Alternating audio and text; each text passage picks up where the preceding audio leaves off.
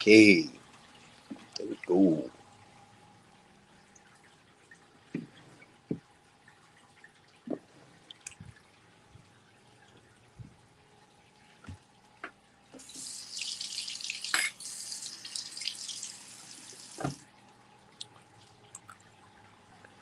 BBL Drizzy, BBL Drizzy.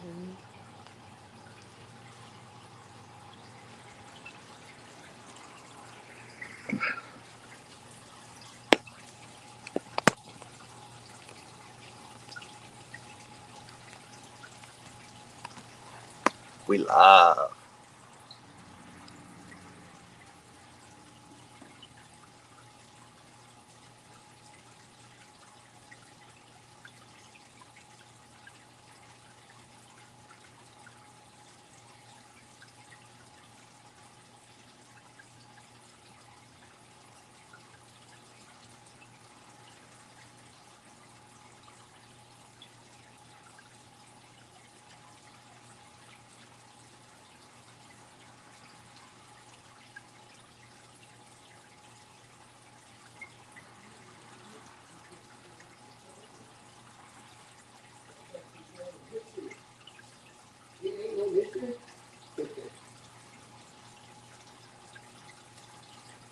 What's going on, Shady? How's it going? Garcia. Gar. Gar.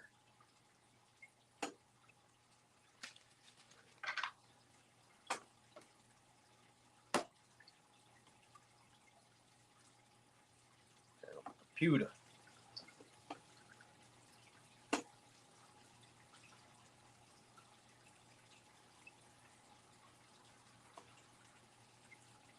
Ain't no mystery. Got the best in history. I gotta get that song out of my head. With deliveries.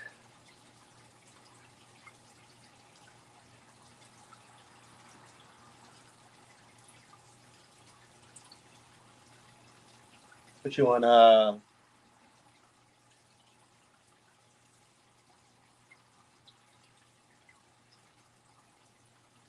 work for DoorDash or something?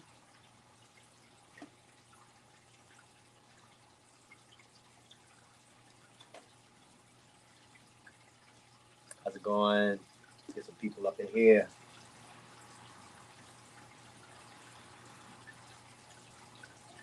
Hop on my computer so I can get in the chat.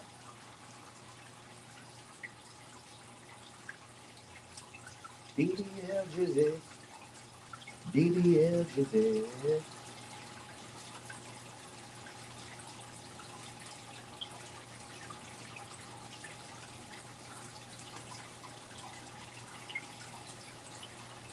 Dry cleaning company. Okay, okay.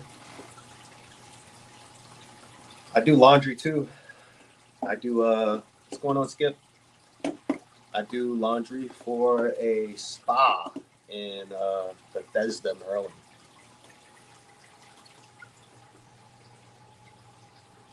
I think this is a better view.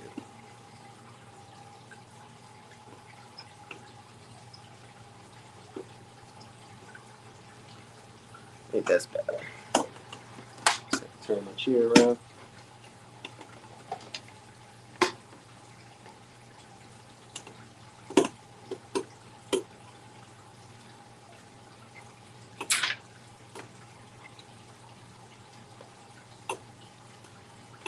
So,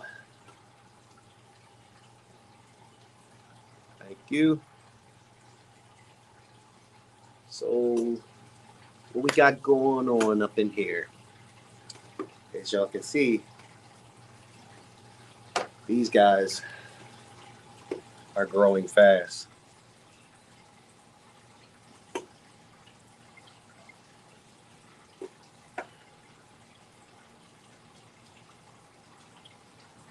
Give them some nice angelfish right there.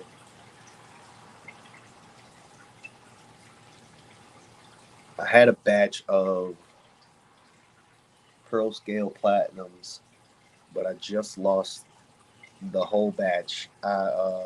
They got out of the container that I had them in, and all of my Corys ate them.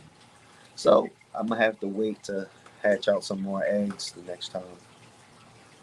These are the babies from my orange marbles or red dragon. Or I want to call them red dragon angelfish. But this one is much promising right here with the dark body and that red face like his father. What's going on, Jorge? What up? What up?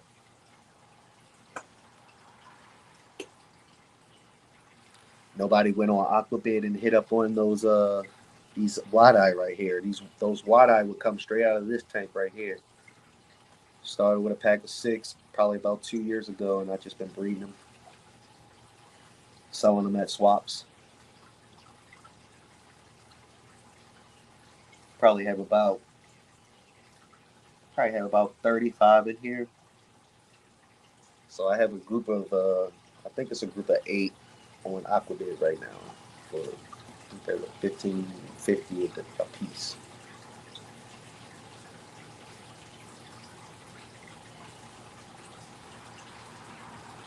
Anybody looking for some of the blueberry tetras? Got the blueberry water.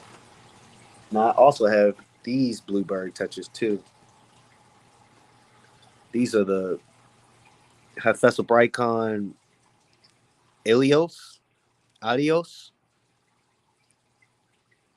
They have like the females have a silverish blue body with dull red fins, but the males, whew, they get the color of a blueberry. They get really dark blue, and the fins get like a crayon cherry red. Like, so these guys are really nice.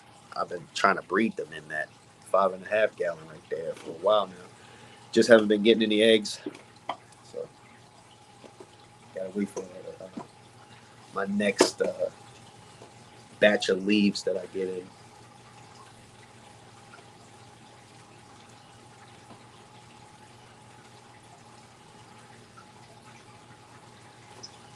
I just sent off. Well, no. Well, yesterday I sent off Daniel Velez's. He ordered the Rasbora, the Rummy Nose Rasbora pack that I had on the auction for Skipper's Aquarium this past weekend, but nobody was on it. But he emailed me and got my information, and I just sent those off. And I did send him some females, so I think I sent him 3 females and 7 males. And I gave him an extra peppermint bristle nose. If you get fish from me, and I have to ship it another day or something, don't worry, I got you. Sometimes my transportation is messed up. Sometimes shit just happens, but I got you. Don't worry, and I will make it worth your while for waiting. I'll give you something nice, even if you waited another just one day. I got you. Just don't worry.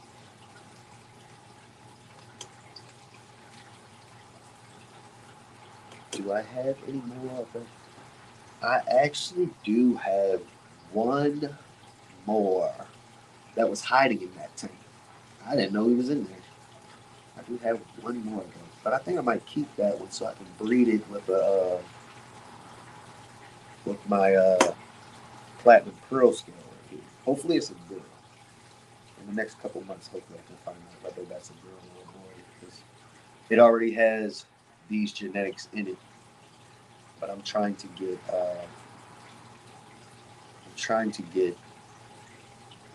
more.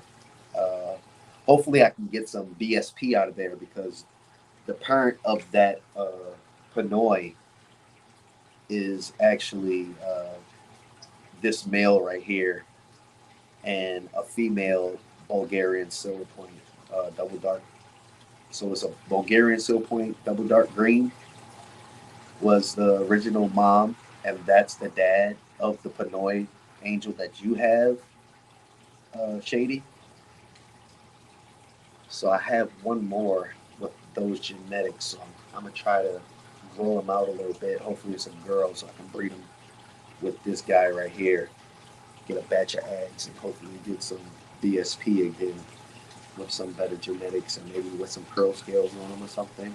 I don't know exactly how all of the angelfish genetics work. I know if I was to breed that Pinoy with one of my gold marbles, I would probably I would get every genetic uh, difference there is in that batch of eggs through the first batch of those.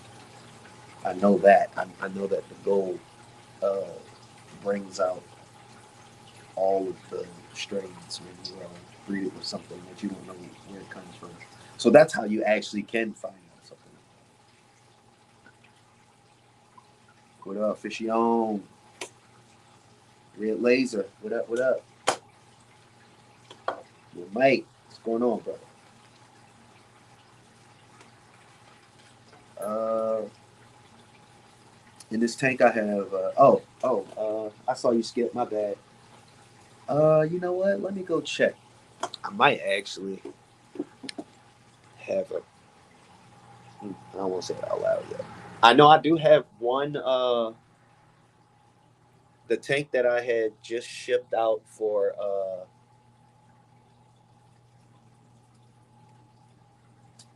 Tank that I just shipped out for Shady a few weeks ago had. I thought it only had four of the peppermint bristle noses, but it actually had one more hiding in there. So I actually do have one more that's about 2 inches versus these peppermint bristle nose that are only about an inch. And I think I just sent Daniel. I sent Daniel Velez. I think I sent him most of my inch and a half ones that I had. He ordered three. I made him wait one more day for shipping because I didn't have the car. So I gave him one more just for making him wait one more day.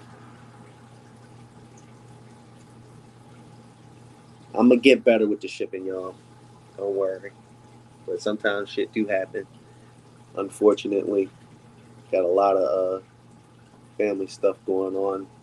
People sick and stuff like that. So when I think I'm gonna have the whip and be able to get stuff done, I'm over at someone's house.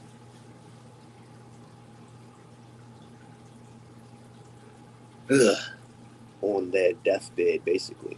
But you know, that sucks. Cancer sucks. But I think it's just a part of life. You know, life sucks. So I actually do. That's a duplicaris right there. It's another duplicaris. Um, I just haven't been getting a whole bunch of eggs.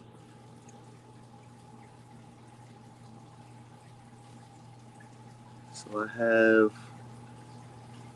one, two,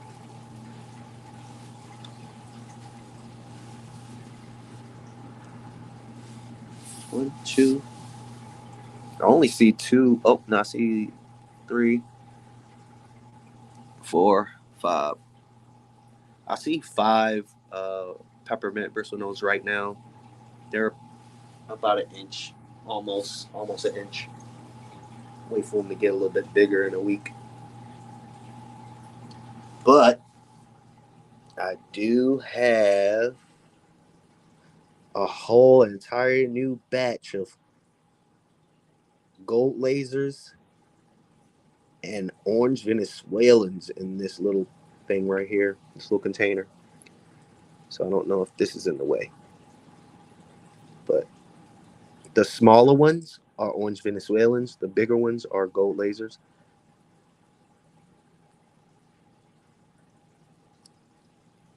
So that's pretty cool.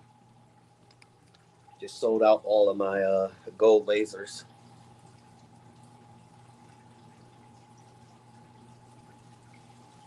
Here are a group of long fin pandacories.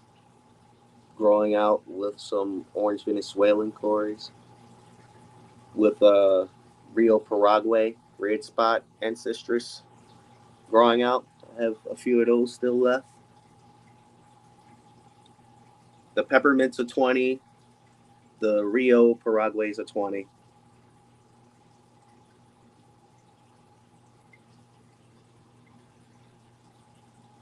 I have one in there that I'm definitely going to keep. He's really red. His spots are real red, and they're big too. I like him.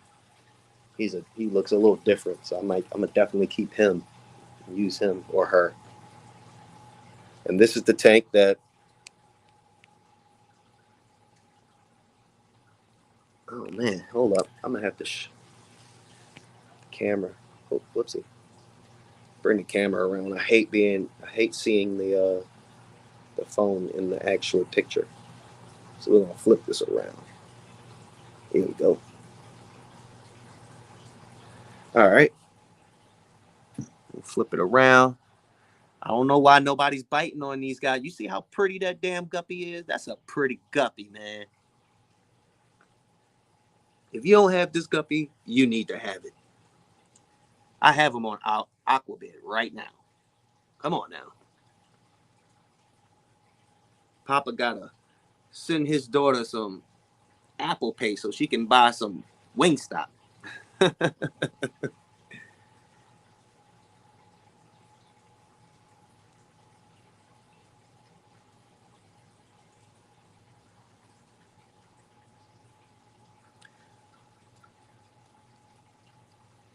Yeah, Shady, you have Rio Paraguay. I'm pretty sure you got 6 of them.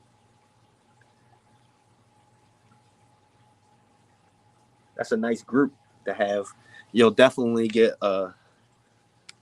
when they get bigger, you'll definitely have enough where you have a nice breeding group. I bought my original group from Marcel on Aquabid. I've been growing mine for almost 2 years, and they've been breeding like crazy. So this is the tank that I breed my orange Venezuelans in, and that I grow out my Rasbora rummy nose. And I've been growing out these guppies in here. These are the snakeskin koi guppies that Dan's Fish brought in last year from Israel that I haven't seen anybody selling. So that makes me one of the few and the proud to own them. And I want to spread them out. That's why I'm not selling them for $40 or $50 a pair. Like I bought for them. I bought them $50 a pair when they first came out, plus the what 40 $39.99 for shipping. So you getting them for $30 a pair. That's a deal. And then you'll have more. Then you can sell them. So Aquatica 87 on Aquafin. Hey Zen, what's going on, MS? How you doing? My God, my God. My bad, I haven't been on my computer. Yeah, life goes on. You know? We'll be back one day. Maybe that's why there's so many people thinking they're somebody else's body. You know?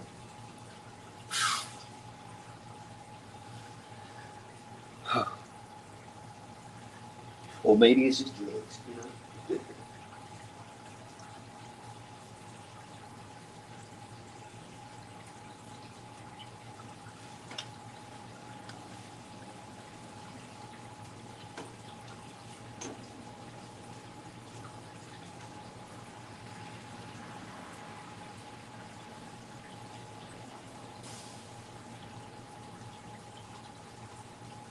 And I just put a plant in this tank right here, my 33 long yesterday. I took it out of another tank, trying to get some of this black hair algae off, but I don't think I'm gonna be able to get it off of this plant. I think I'm gonna just wait for some new leaves to to grow in and flip off all of the old ones that have the black hair algae on it.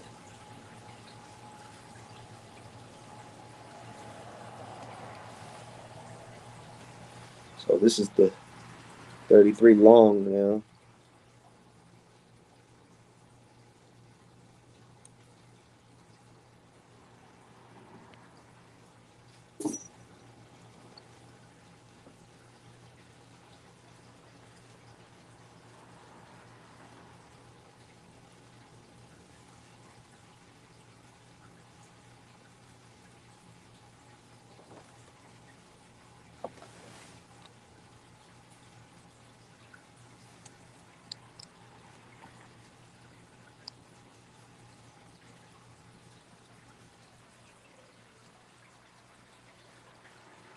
You know it ain't no mystery. Got the best BBLs in history. Sorry, y'all. That's all I know.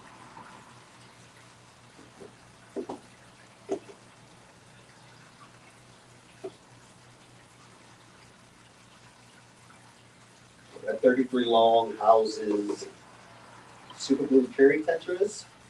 It houses blue vampire Congo tetras. It houses super red cinnabar pencil fish. And it houses a Thessophycon procyon, or better known as the raccoon tetra. And I don't know why they call it the raccoon tetra, but it could be because they eat anything. And that is one of the reasons why I did this stream today, is to just say some of the weird stuff that I've just encountered over my fish breeding journey past few years, of things that most people in the hobby would say that things don't happen, but they seem to happen here. Uh, let's talk about plant eaters. Now, you can ask anybody that has had hornwort that most fish won't touch it. Most fish won't eat it. But what I've learned is that is a lie. I've learned that they found it really, really tasty. And I'm going to put that highlight on these raccoon tetras. These guys have eaten, and they're pretty. These guys have eaten every piece of hornwort I've put in this tank. Every piece. It is crazy.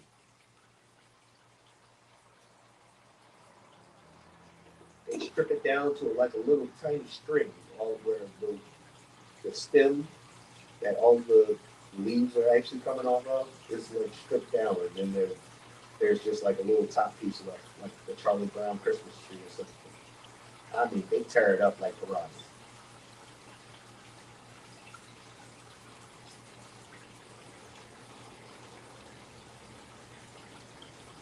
I know last time I went live, somebody was saying one of the Super Bowl carriers was swimming funny. And I was telling them that it was just like a really, really old fish. Well, that old fish died earlier this week. And you see where all those shrimp are at? I took that fish right underneath of that, right underneath that plant. I just put the plant in there, so I figure I'd give it some fresh nutrients right off the bat. It's just getting fresh nutrients right off the top.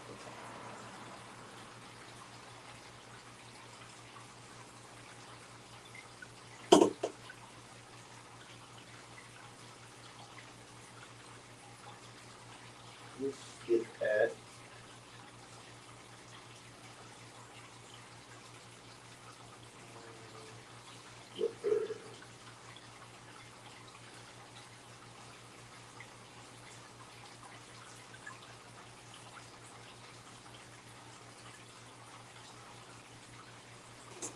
Boom. Marty.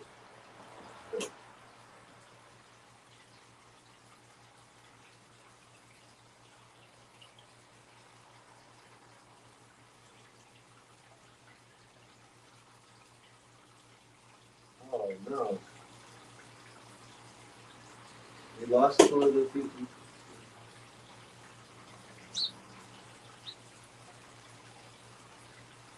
Oh, where did you message me at, on Shady? I haven't been on my Facebook in a little bit.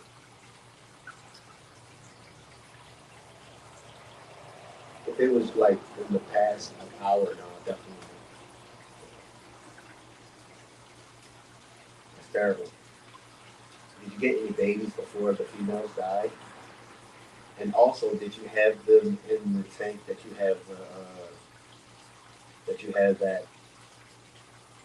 uh, what is it, that sternum soil, or those little balls that are for plants? Because if you do, my water is 7.4 to 7.6. And if it's way lower than that, it could have definitely broke them down.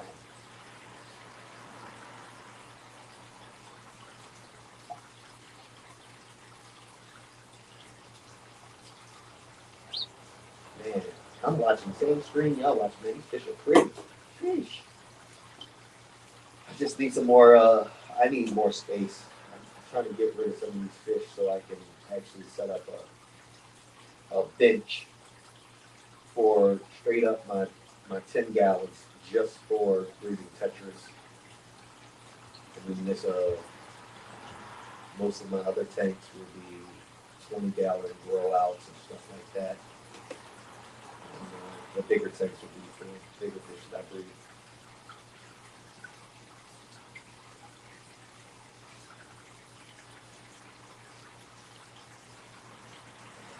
And I just replenished up on my super red dragon guppies. These guys are stunners.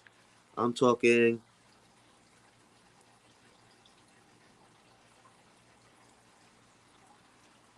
So I just moved a batch of fry back into the tank with their parents because I took the moms out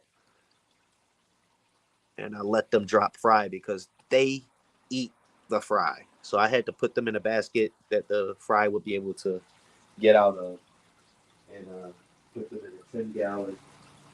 And I let the babies hatch out and put the parents, the moms, and I put them back in the tank.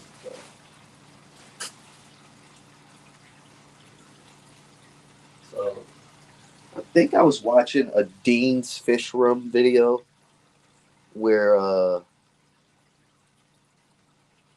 it's definitely a long time ago, but it's a video, and I'm pretty sure these were the baskets that he recommended. That's why they were in my cart on my Amazon when I went to go look. So these this top this specifically fits exactly in a 10 gallon. This rim goes right on the rim and fits perfectly in a 10 gallon. And if you got the 10 gallon filled all the way up, you can get the water to at least like right here. But what I've learned is those females were jumping out of the top over here and getting inside of the main tank and eating some of the fries still. I don't know how they were getting enough speed to jump up, but they did.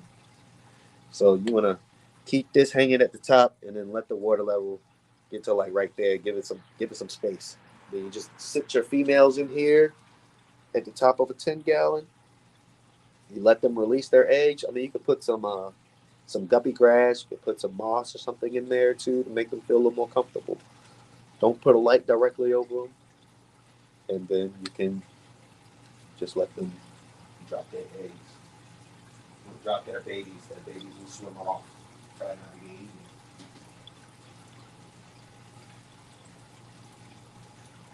It's crazy when you're just born and you gotta run from your mom trying to eat you. That is a wild life.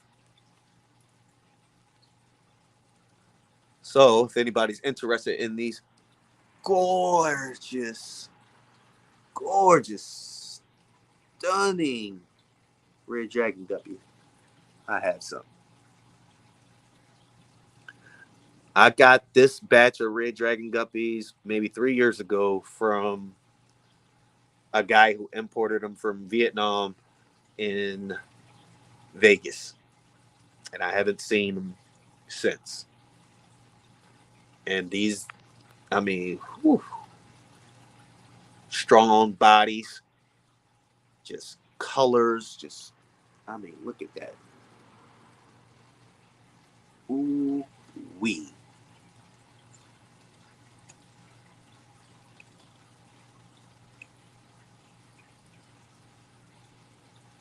Everybody's always looking at the Anubis.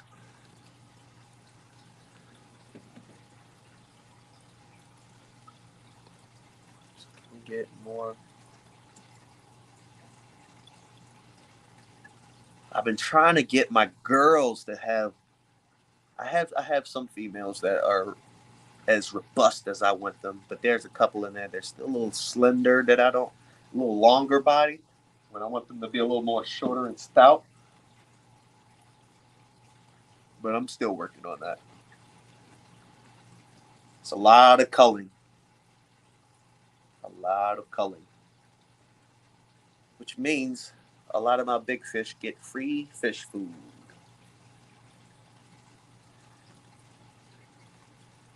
Fish eat fish, y'all. It ain't true. When I get too many shrimp going on in the tank, I get scooping them out and feeding my African cichlids. And they love it. They love to hunt and stuff like that. I even feed my angels.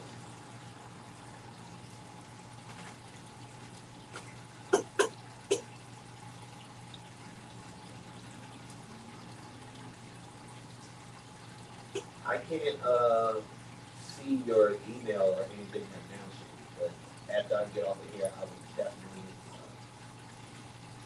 contact you back.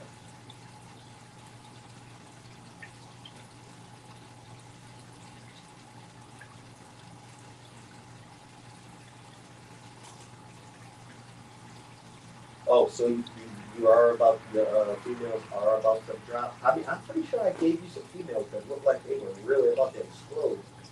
I was hoping that you'd already had some fry by now. But like I said, these guys eat their fry. You have to move the mothers out of the tent. The dads won't chase them as much, but the mothers are hungry. They eat the babies. I feel like it's a red variant thing. It's something about the reds. They eat their babies. I don't know why. My red dragons do it, and the coys, the snakeskin coys.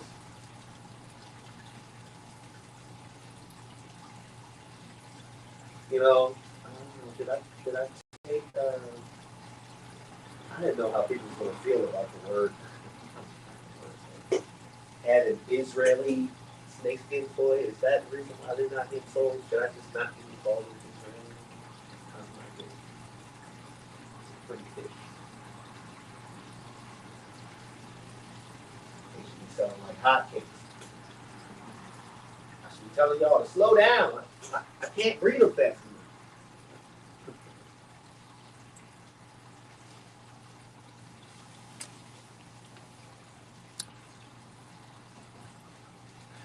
I do know that a lot of people don't even know what Aquabid is. And to be honest, like you have to set up an account on Aquabid. Not everybody feels like doing that shit. So I get it.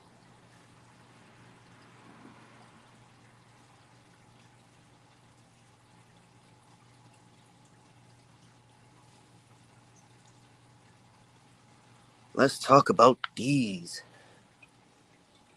babies right here. I got a long fin, snow white, bristle nose male. He's got about 12 fry in there with him. That's all, what I could count. I rounded it off. I only saw 11, but I'm gonna say it's at least 12 in there.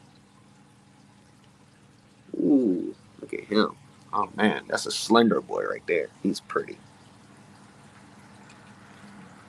This is where I have the snakeskin coys right here. I've been doing a lot of culling. I feel like they get a strain of guppy, at some of these farms, and they're like, "Oh man, these are nice. We got to get them off. Do they breed true? True enough." And it's up to us to make sure it's perfect, or just it stays clean.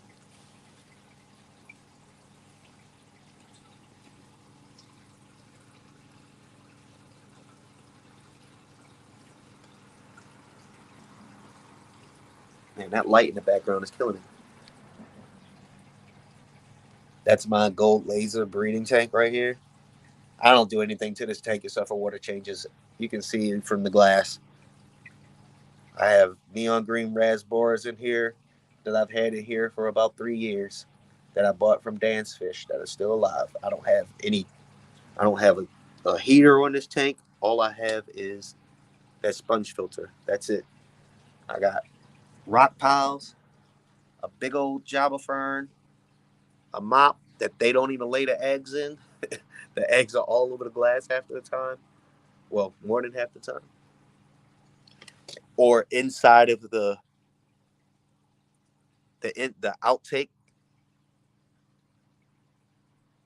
on the sponge filter, you'll see a lot of eggs on that.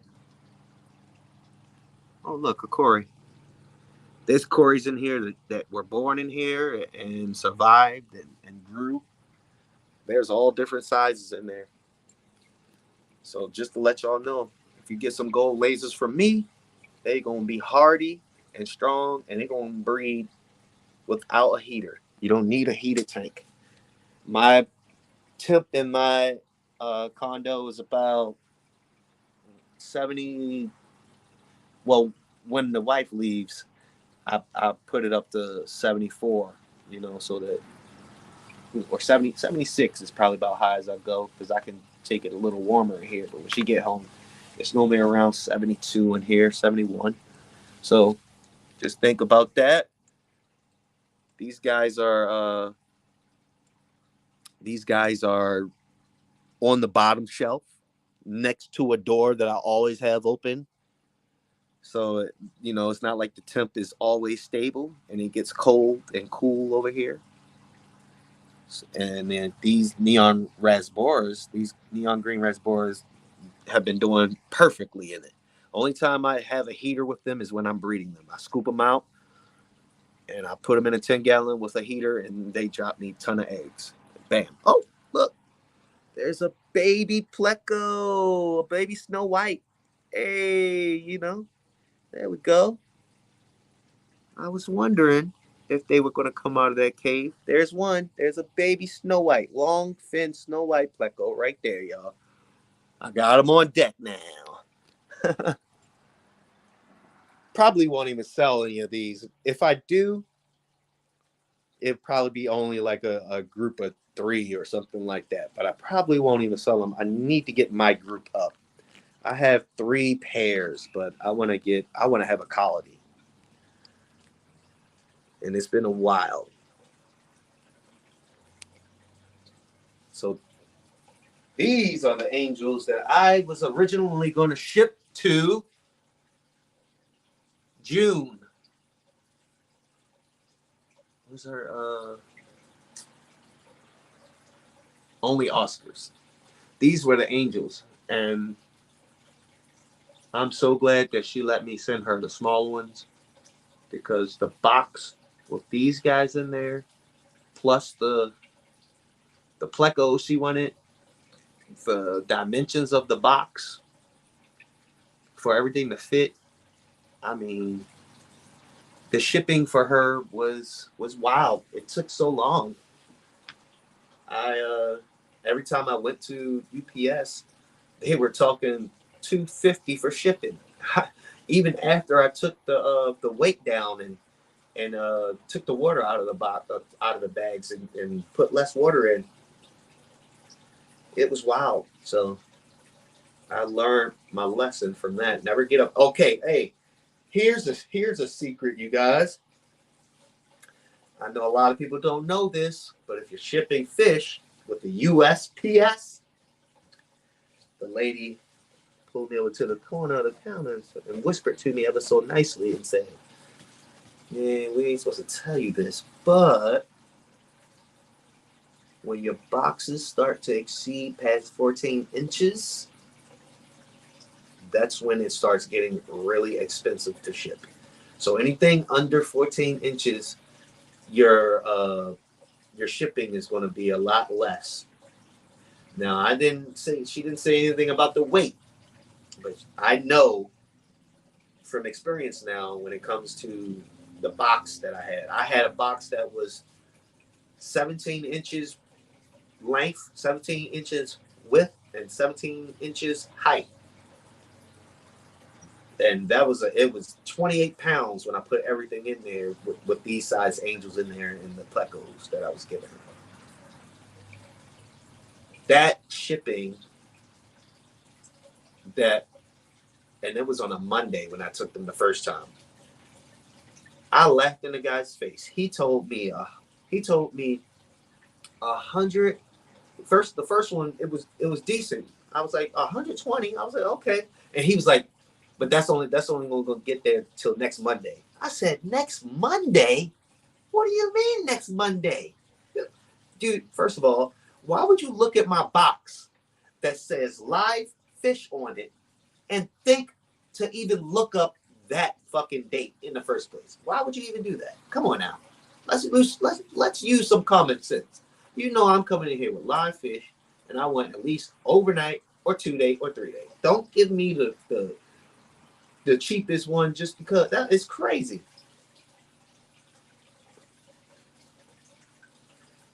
Yeah, yeah, it's 17, 17, 17 is a really big box. But yeah, I normally ship boxes that are like 12 9 7. That's my normal average box is like a 12 9 7, and with probably about 5 to 6 pounds or maybe 4 pounds. So yeah, that's my normal. But she wanted these when she saw them. These are big angels. These aren't small angels. So when I put the water in the box, when I put the water in the bags, I had to give them a nice amount of water. I had to give them a sufficient amount of air, and I just did it too good. The shipping was just too good. The weight was just it was crazy. Couldn't believe it. Uh, and I don't even want to tell y'all what the 2 day was. The 2 day was 275.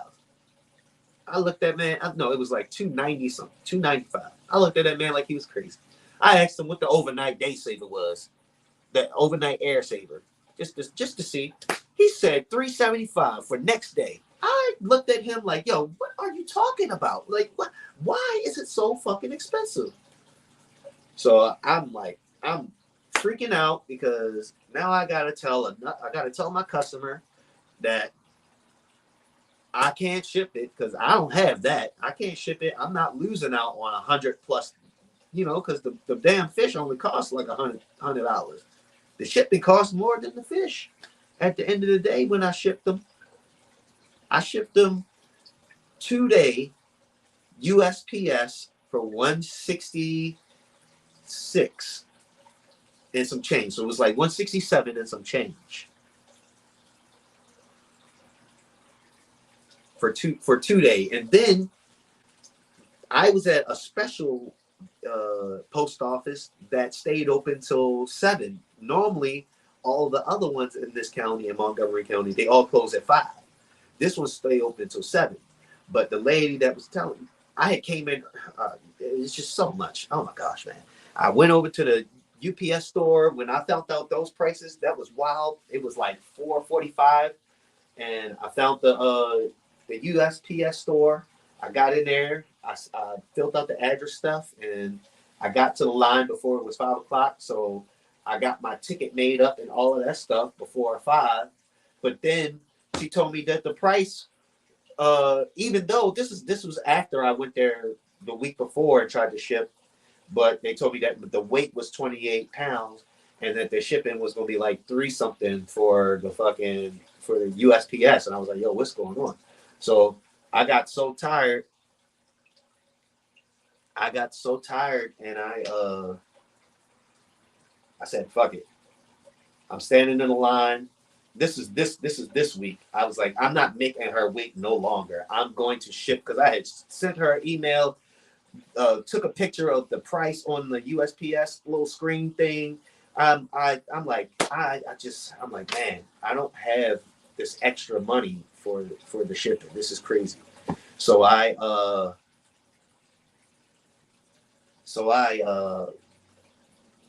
just took the box home.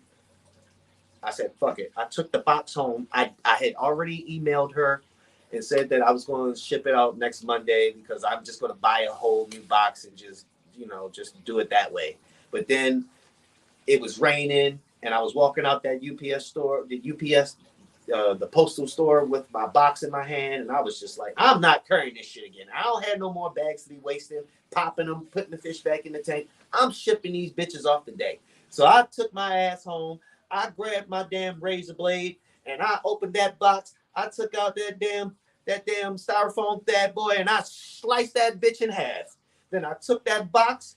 Then I took my razor and I ripped the inside ridges of the seams of the box so the top of the box could fit back in it securely. And I taped all around that motherfucker. And I put that bitch back in the cardboard box. I sliced the cardboard box on all four corners, straight down to where the top of the box was. And I folded them over and I taped them bitches up. And I said, I'm shipping these fishes today. And the weight on the box was 11 pounds. I went from a box that was 28 pounds. I tore that bitch in half, folded the box up, took the bag out, she let me give her some smaller fish. I even gave her a couple, three more extra plecos, and I bagged them up, 11 pounds, and then I took them back to the USPS store before they closed at 7. I got there around 6. They had the same ticket from earlier, so I didn't have to redo everything, luckily. And it all ended up being $166 and some change. And then the lady was like, oh, well, but since you came in again after 5, even though you were here after 5, these fish still won't get shipped out until tomorrow or whatever. But the other lady was telling me she was wrong. She was nodding her head. So I was just like, I didn't know who to listen to. So she was saying that the first day that I had shipped her fish off wasn't going to count for the 2-day, and they wouldn't get there until Friday, today.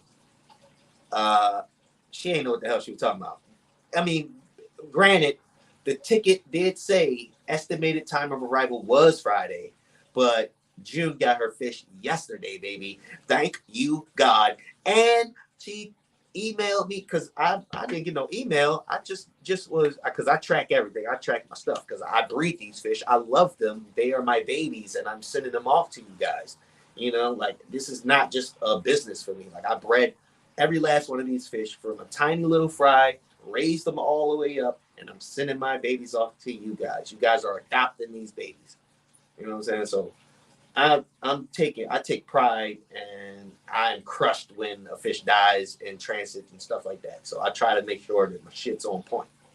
Because my first shipment a couple years ago was, I don't even talk about it, but yeah.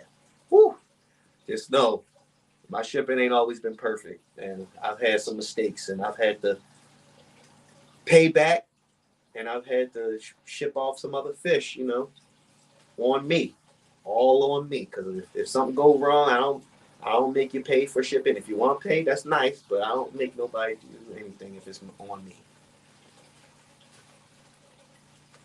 But yeah, the shipping, that was just crazy. All right, let me get.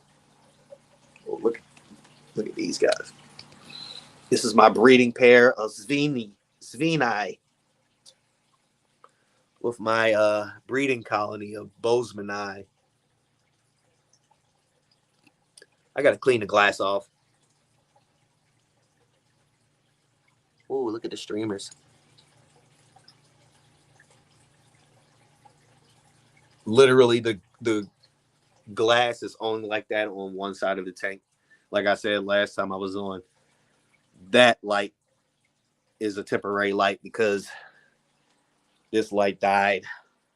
And this light is dying too. I got them all around the same time, and they're just taking the shit on me. So guess I might have to buy some good ones.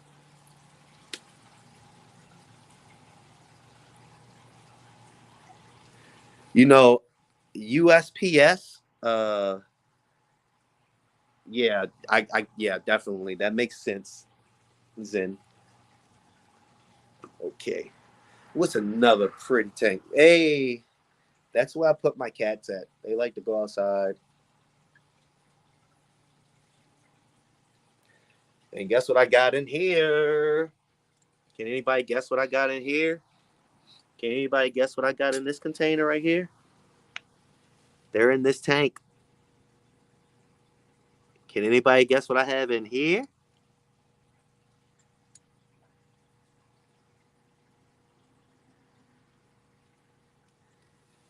I got some real nice stuff in there.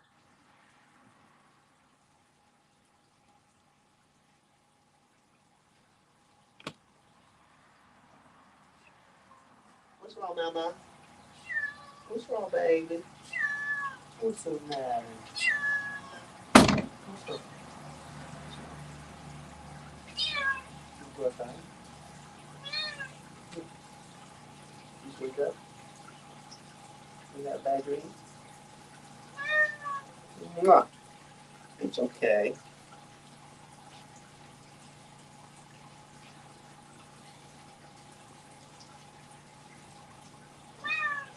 Yeah. You wanna say hi? Say hi.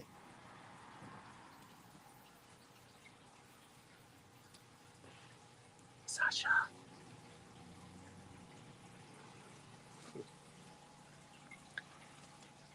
She always screams when she wakes up.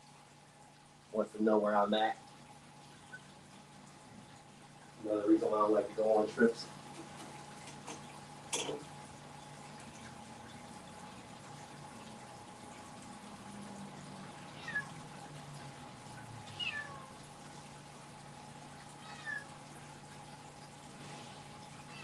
Yeah, they're playing mind games with us then.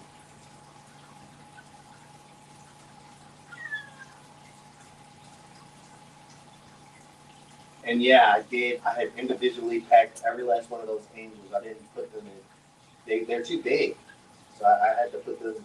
There were 6 bags, and these aren't tiny little bags either. These were long bags.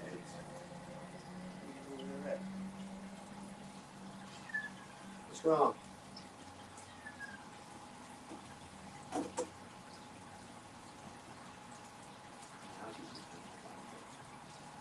Daniel, that's great. That's great. Yeah, I gave you an extra peppermint version of those too.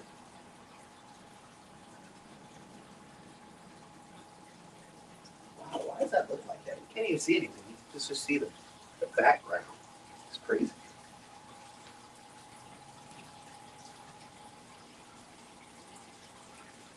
These guys right here.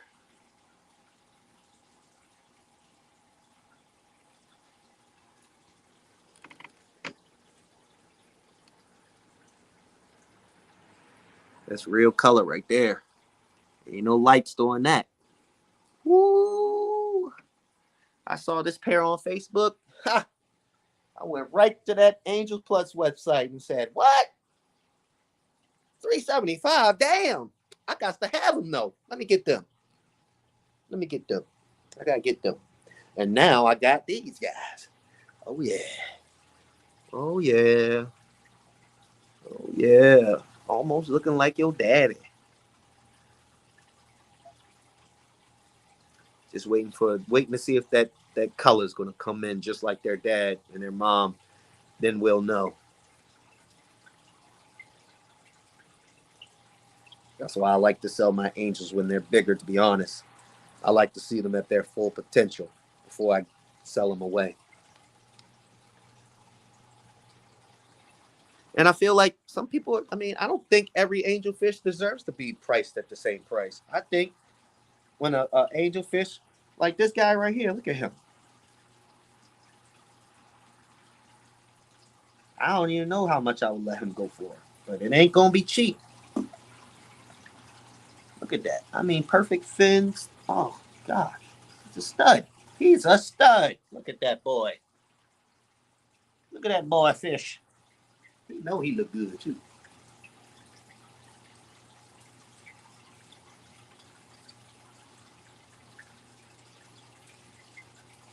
I only do I only do studs in here. Oh, no diddy, no diddy.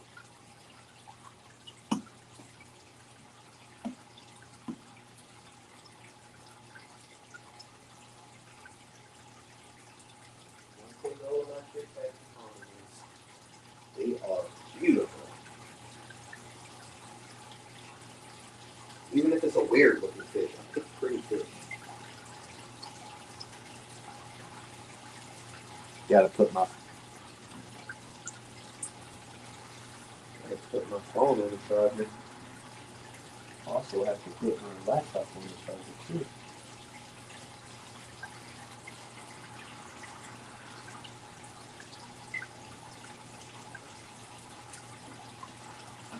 And I don't know if anybody has seen these guys. It's very weird. A lot of people aren't into the colorful crayfish. They are here in Maryland, but maybe it's only because Maryland is legal. Maybe that's the only reason why a lot of people aren't into crayfish. Maybe because their states don't allow them to have them.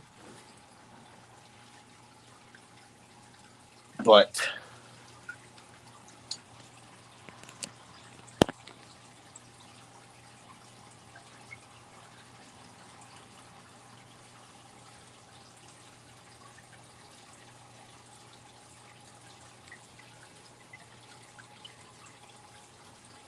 there we go.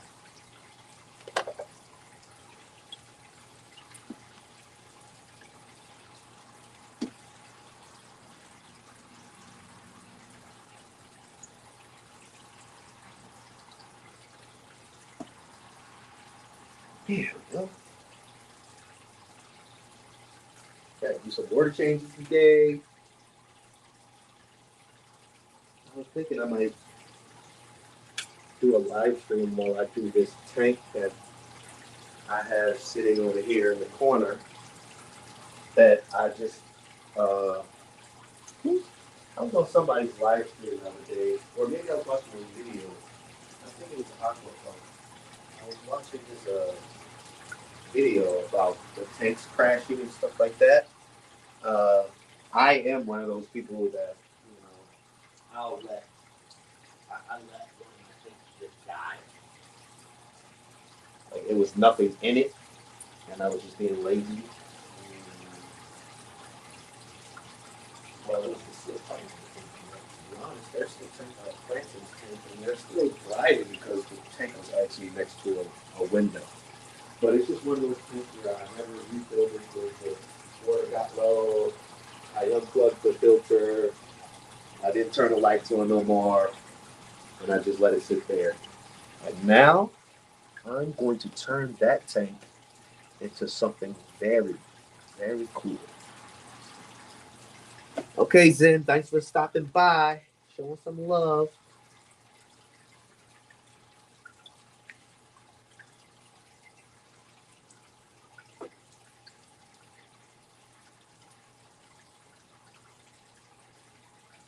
Hey, Daniel, did you see I gave you some females? You got three out, I'm pretty sure. No, they don't need no special water. They actually like uh, a higher pH. So if your water's like a 7.4 and up, they'll actually really like that more than a lower pH.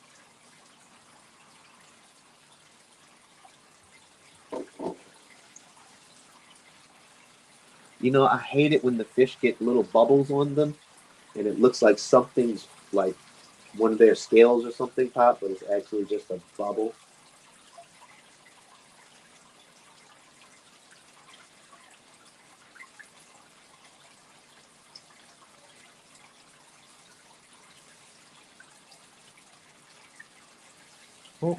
Maybe his fin did pop down a little bit. KGE, thanks for popping through.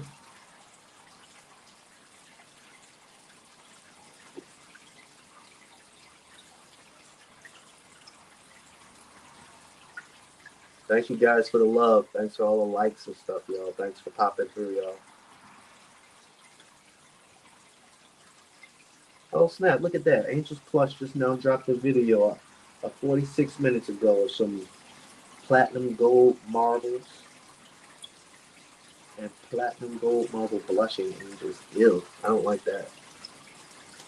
No thank you. I personally hate the blushing look. I can't wait for this blushing stuff to leave off of these angels. Like right here, I can't wait for that to go away. Or to just get red all over the body. Can't see that blushing stuff. To me, it makes the gill plates, it makes the angel or the fish look sick. Looks like they have an infection and it's firing up or something. I just don't like it.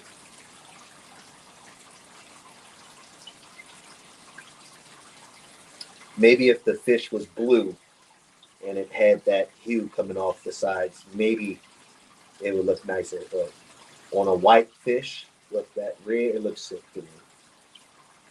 That's just my preference.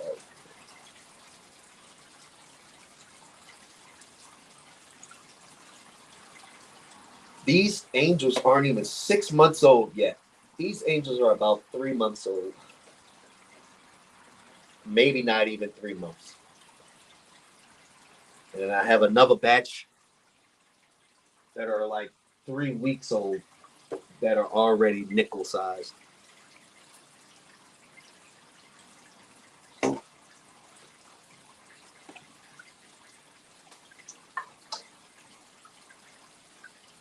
These are the orange marbles. But I'm pretty sure he uses koi angels to get some of these too. So I'm pretty sure I get some koi in the batch as well, with more of the orange marble trade still. But still koi pattern. Baby brine shrimp. Above the feet. Okay. Freshly hatched.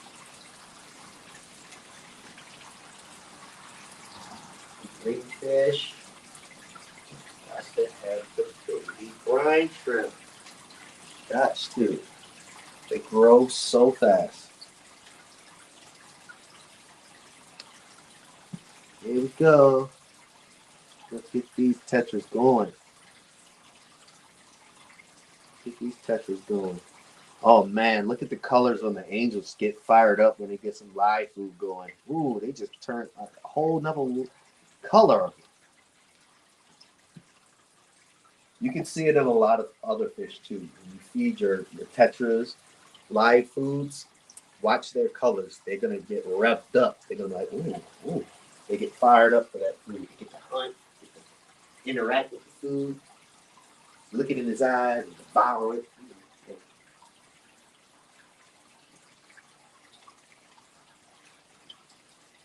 We'll feed everybody today. Yeah. Got the red cherry muzzles, imzels, whatever, muzzels, muzzles. I don't know how you say it. I'm gonna just keep calling them imzels. I like imzels better.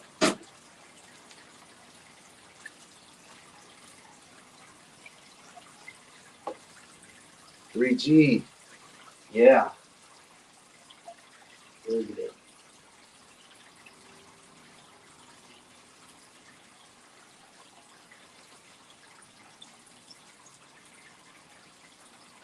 Learned my lesson from my last stream. I can't play music.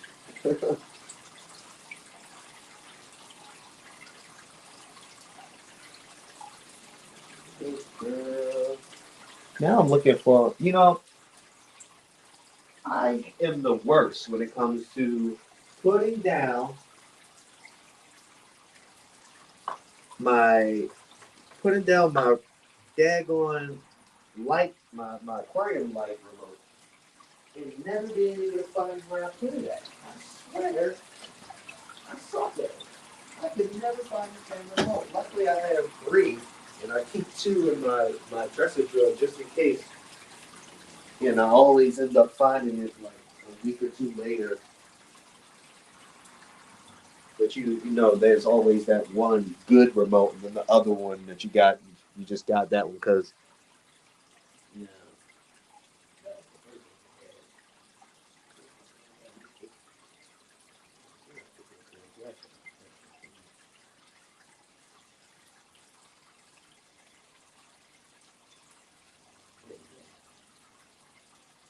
Man,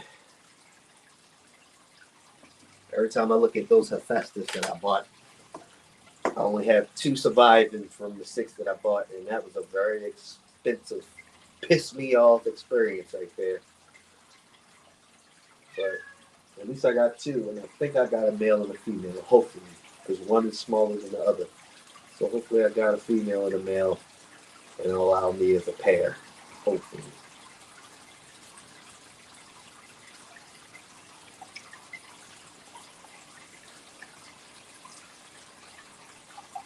I think I could.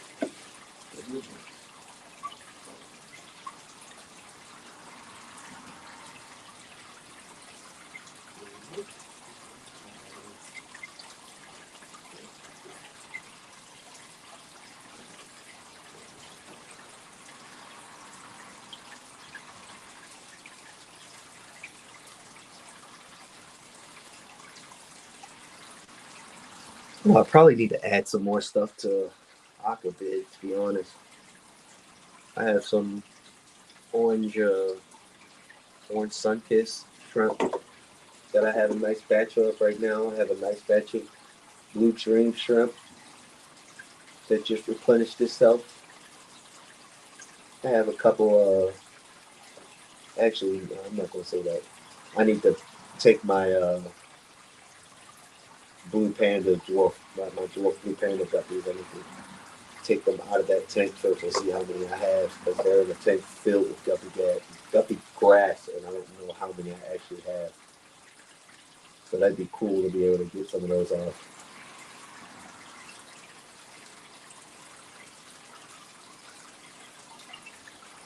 Oh, you know what? People are leaving probably because somebody else's stream started.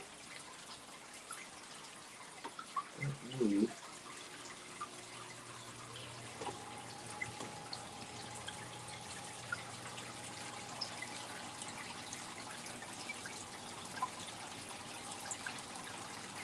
So those are my gold marble, my pearl scale gold marbles right there.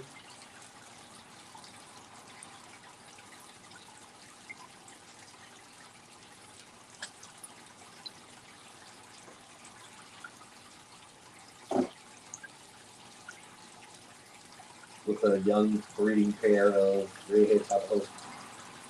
I said this last time. This is my last pair of the redhead Tapajos. So if anybody wants to hop up on them bad boys.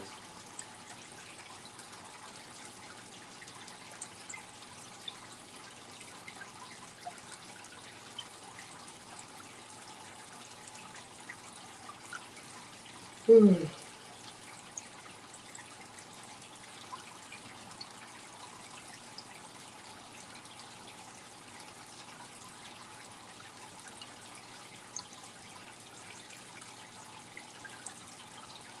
I won't. Did you message me on Facebook? If you message me on Facebook, I'll definitely remember.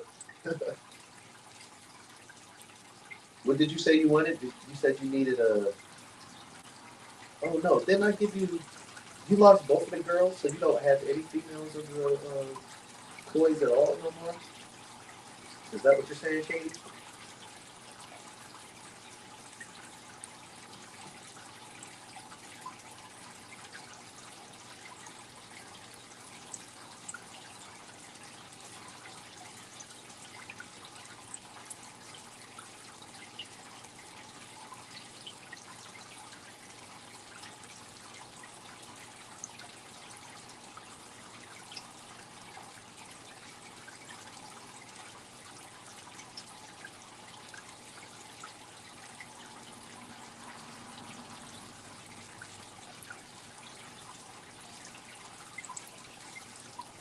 I'm still there.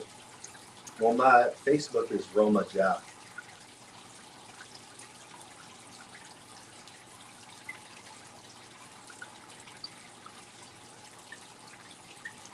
You like those red dragons too? Those are some really nice ones.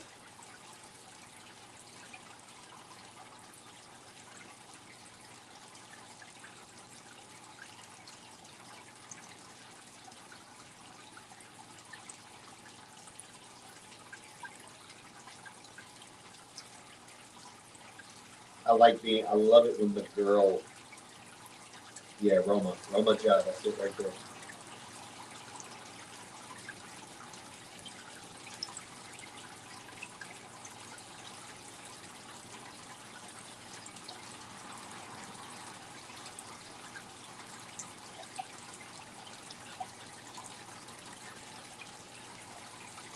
I made another account though on Facebook. It should be Aquatica 87 Heaven.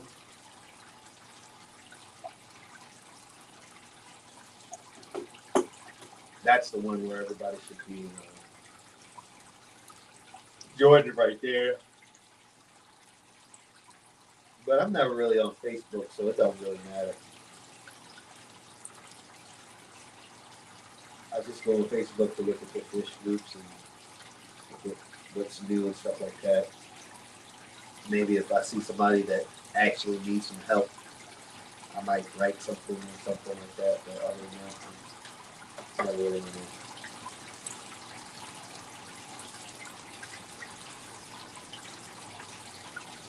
Email like PayPal. My email is we. My email is on Yahoo, but you were messaging me on Facebook. I've messaged you on both though. I've sent you emails and Facebook, but I felt like Facebook was where you were. You were on Facebook a lot more. I'm allowed to smoke, guys. Anybody want to smoke with me? Pull out that bong, pull out that blunt, pull out that J, pull out that little bowl, pull out that bubbler, get that vape pen. And let's take a nice. Actually, you know what? I can wait 5 minutes. I'm gonna wait till 4:20. I'm gonna wait till 4:20.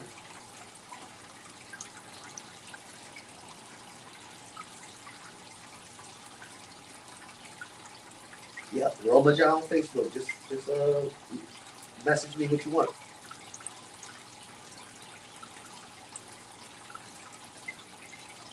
And that's for anybody else. I'll actually go into my thing because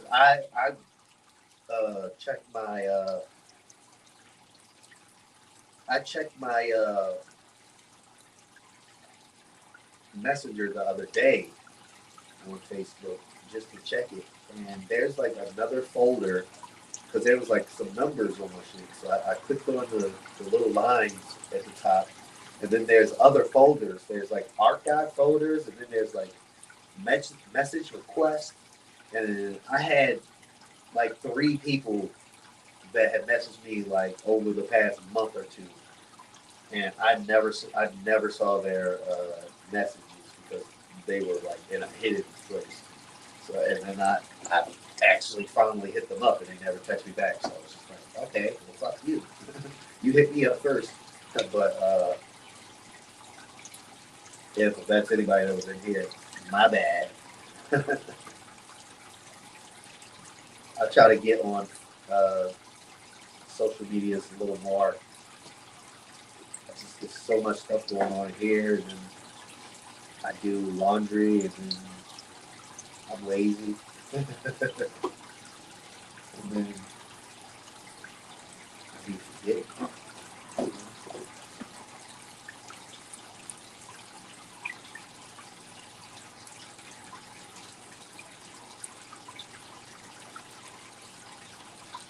Hey Daniel, are you still in here?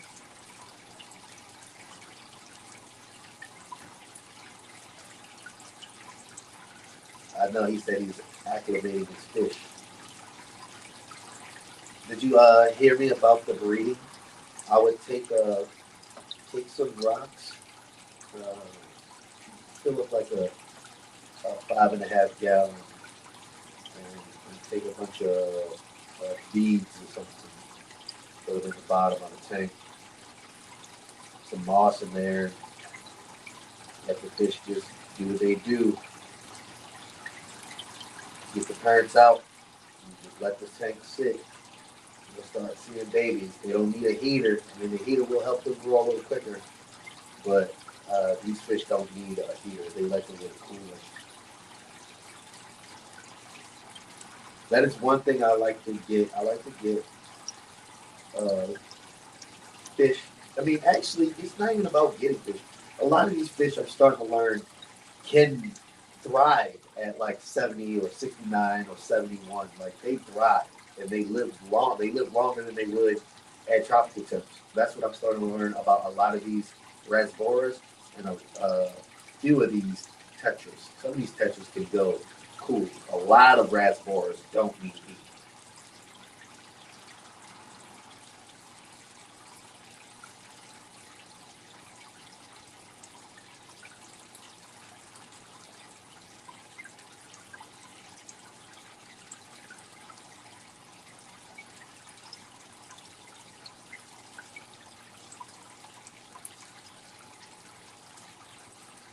Oh man, who's watching that? I mean, if it happens, but who's watching that fight when it happens, huh? I don't know none of these motherfuckers that's in this boxing shit.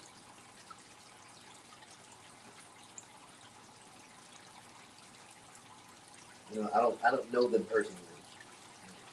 The only person that I know or that I've watched videos from is Joey and Lucas. Both of those guys, I've actually watched some of their videos over the years. I bought fish from Lucas. I bought some rainbow tiger endless from him maybe 5 or 6 years ago, and I still have them going. And I have, I say, I've taken them to another level. I have some that I call, I have a line that I call the Super Saiyan Rainbow Angler. And these guys do not disappoint. They look like Goku and Vegeta fired up. I would keep, yes, yes, definitely keep them in separate tanks. The males can be very aggressive. I'm not aggressive, but relentless.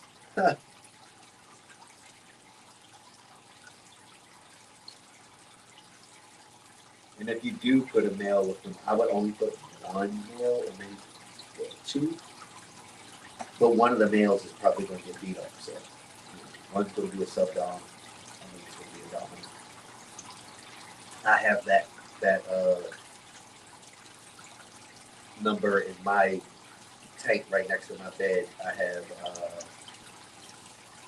two males and three females in a 20-gallon extra high, which I'm about to show you guys because I have Blossom in that tank, and I want to show you guys Blossom. I'm going to show you guys Blossom.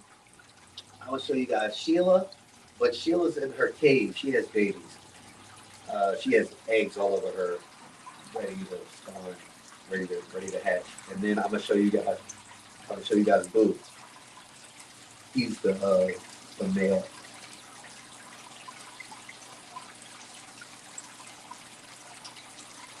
As you see in this video right here, you can see redhead Tapajos, male and female, looking like they're trying to take that back right corner over there, get some whooping going. But the male sometimes a little aggressive with her, so she gotta smack him back every now and then. And the angels just swimming around, just minding their business, not knowing what's going on. In the tank where there's love soup happening. And you got the tetras, they just minding their business and they're happy that another group of small fish is in there swimming with them. And then even the angels even make the cories come out now. I added the angels a few days ago, and when the angels weren't in here, those cories are definitely not out. Since the angels have been in here, and they see them as like a smaller fish. Right now, they're not a threat. The cores are out, and because you don't see the geophagus messing with the angels, it seems like it's sick and it's you'll notice a lot of things. I mean, and to be honest, there's shrimp in that tank. All those fish in that tank, and there's still shrimp in there somewhere. Can anybody spot the loach? Can anybody spot the loach in this tank? Can you spot the loach in this tank? Write the answer where you see the loach at in this tank. Just write it down. You can say where you see it. I can't even give you because I was about to give y'all the answer. Write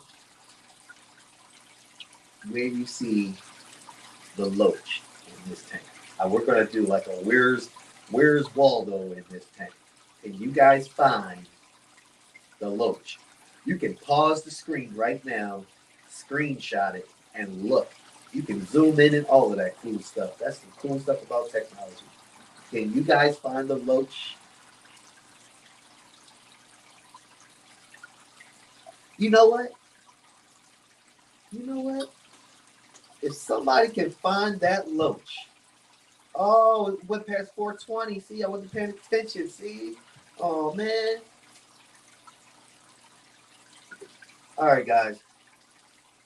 Whoever can find that loach, I'll send you a breeding pack of shrimp. Your choice of color between blue and orange.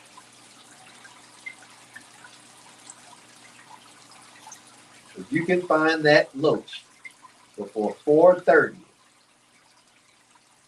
or whatever time frame you're on, the next 5 minutes, it's 4:25. Wherever you're at, it's still 25 something. Before that number gets to 30 on those minutes, can you find the loach and write it down? Let me know, y'all.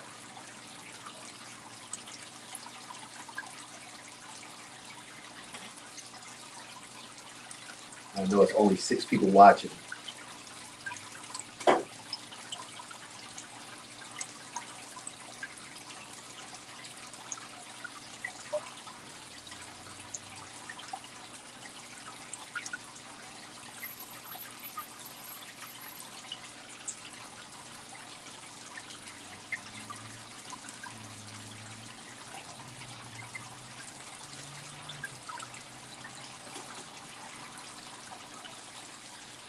There's an Angelicus loach in this tank, and he's a really good hider. Can you spot it?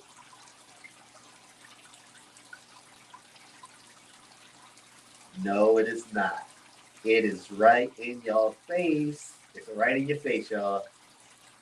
You know, one day I put him in the tank, and well, actually, no, he's been in this tank his whole life since I got it from the store.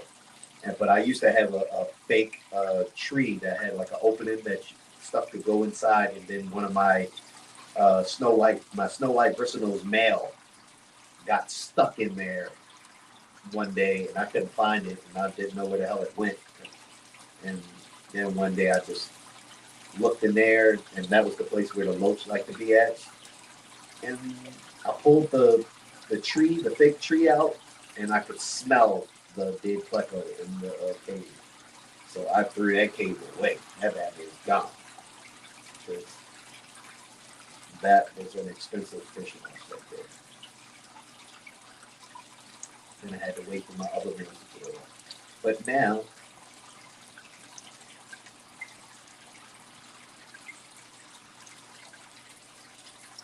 yeah, you see a beautiful long. Okay, I'm gonna give you guys a hint. One hint, y'all. In between two rocks. In between two green rocks.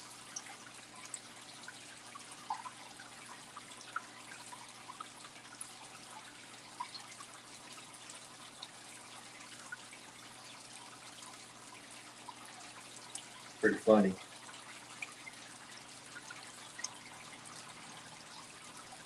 I mean, he's writing in everybody's face. He's literally in the middle of the screen.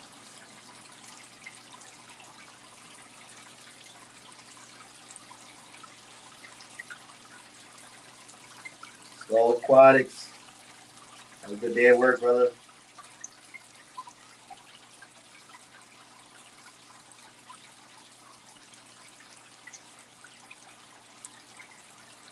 Two minutes, y'all. 2 minutes. Find the loach. Find the loach between two green rocks. Just write down where you see it. Type where you see it.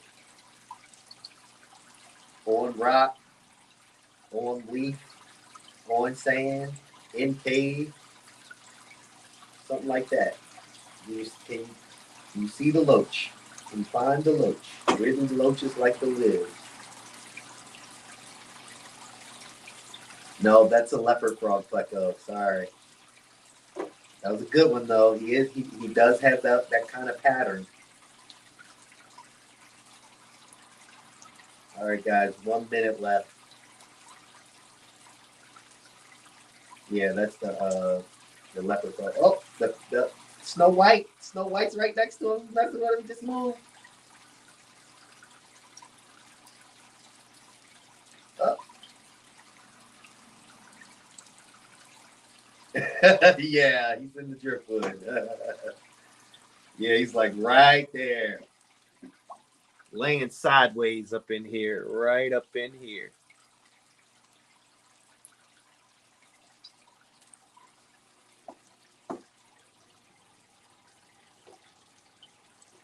That's an Angelicus loach. I heard they like to be in really big groups with other loaches. So that's my goal. I would like to, whenever I find them again, because I haven't been able to find them, and definitely not for a decent price, but whenever I find them, I want to get like I want to get like 11 of them so I can have 12. And I want to do a loach tank, and I want to try to breed loaches.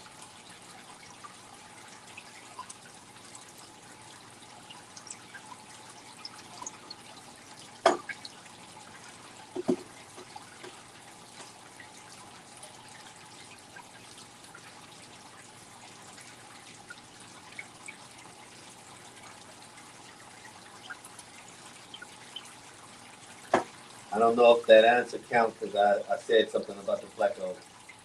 But if you do want the shrimp, I'll send them to you. Daniel, please go out there now.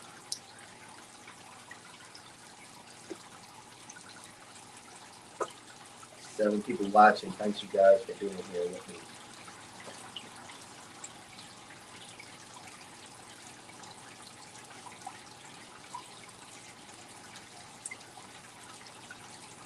All right, Daniel. Good luck. I'm hoping my daughter will think fall is lame like I did and not go. That's what I'm hoping.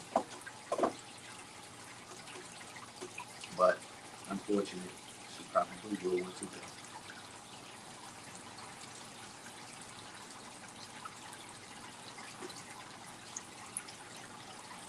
You had 3 Angelicus loaches, or you had 3 clones?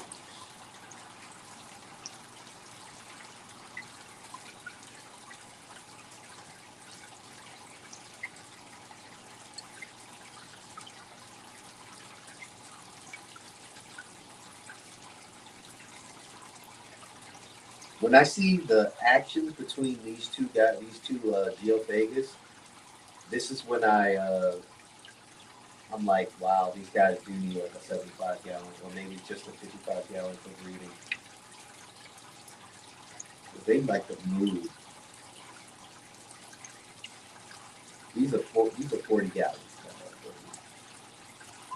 So most of these fish are 40 gallons. I have 4 40 gallons, 5 55 gallons. A shit ton of 20s, 29 gallons, and 10s. At 42 tanks of gallons. 3 of them aren't doing anything. 4 of them aren't doing anything. I can't even count that one. What's going on? What's going on?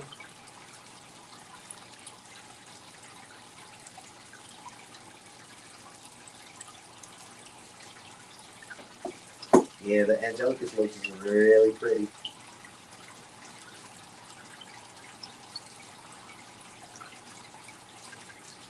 But I really love my yo-yo loach. I have a yo-yo loach in my 55 gallon with my African cichlids, and he's been in there since he was like 2 inches, and now he's like 5 inches. And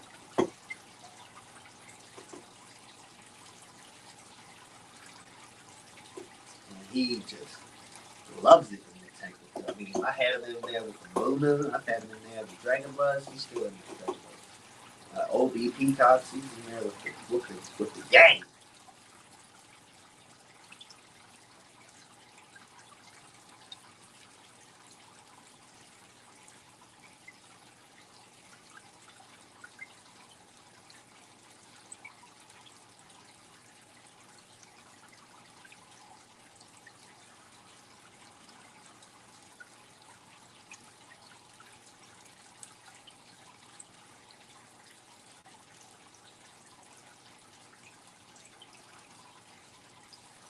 Man, I'm still stuffed up, man. Let's try this.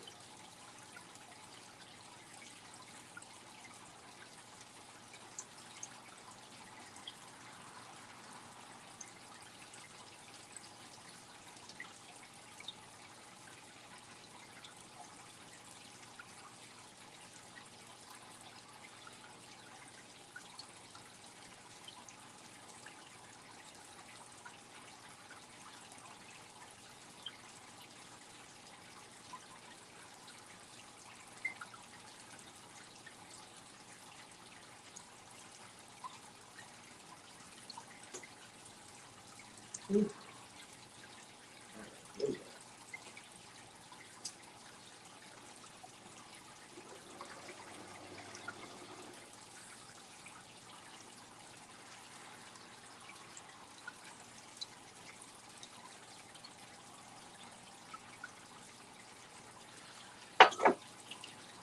we go.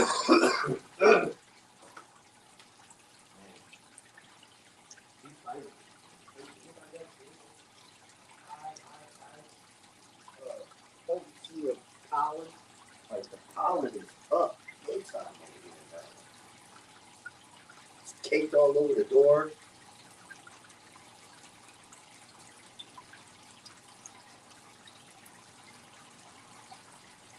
You know, again, the basic plants over here is right now it's dumb pollen in those things.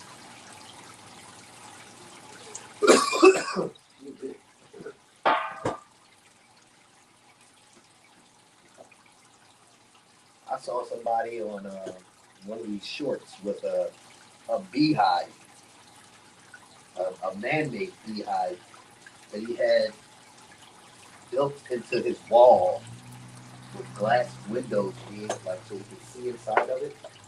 And he had multiple hives. And they were shaped like honeycombs. And he had plastic tubing for the entrance for the bees to be able to get in from the outside and come in through the tubing and go into the honeycombs in his house with his wall. I thought that was really cool and something that I would really love to do too.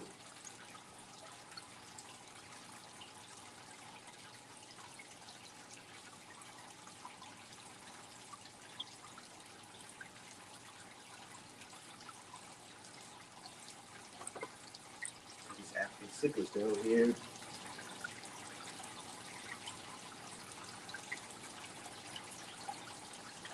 Being mean to each other.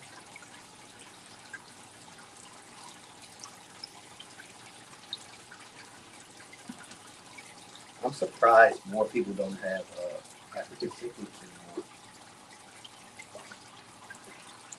going on with that. I mean, I know more people are getting into nanofish tanks, and still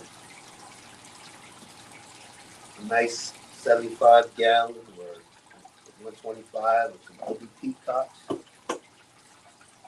all males, a really nice tank.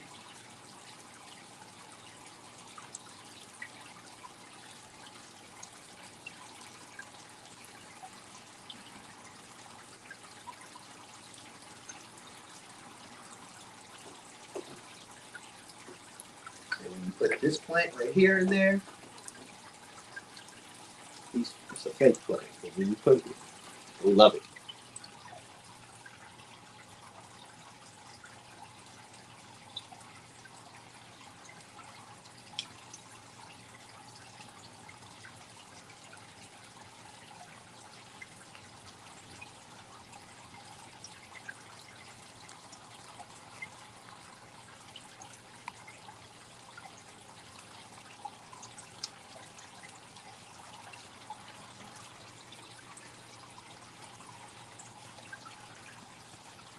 That boy's a stud. We got that half blue face.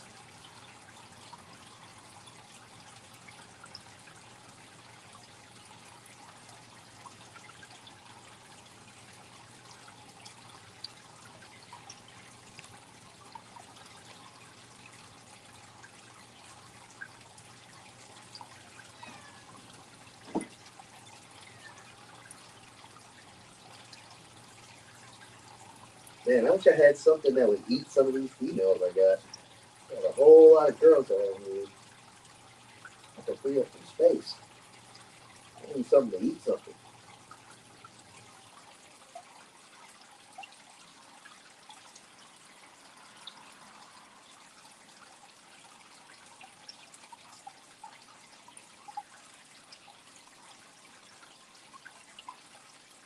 Gotta have a cold machine when you breed a fish, guys. Something that eats the other fish. Or you'll just be stuck with a whole bunch of fish that you don't need. And then you'll try to take them to the pet store, knowing that they're females and they have a good color. And that pet store don't want them dog fish. And you damn sure don't want to give you no money or store credit for them. That's when you gotta go onto your local fish club or something and see if anybody wants a. Because last time I gave away almost a whole 55-gallon. Maybe it had a few males in there, but most of them were all females. And some guy had like a 400-gallon swimming pool in his basement, and he said he wanted to put some fast moving fish in the that were bigger in his tank with the turtles that he got in there. So he came over and got a whole bunch of these fish from him. And then the cycle began again. I filled the tank up with more fries. And it grew up with these.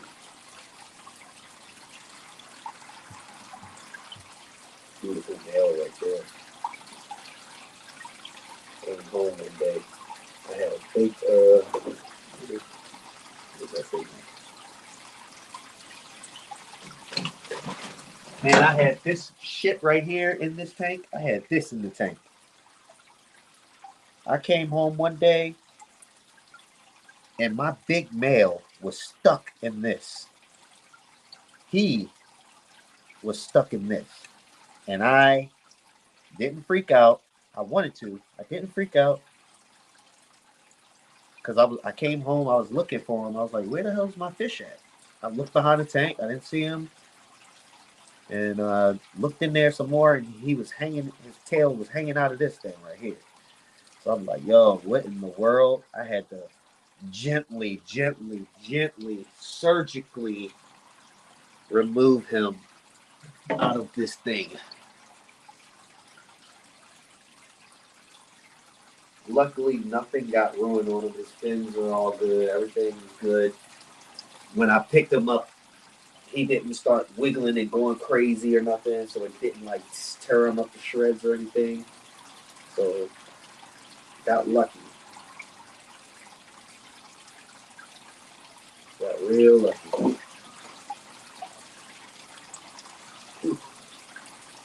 I was like, what in the world? How the hell did you even get in that thing? What were you doing? Jeff, what up, Jeff? How you doing? You know what? I need to make Jeff. He's like one of my first subs, to be honest. He was so mad about it.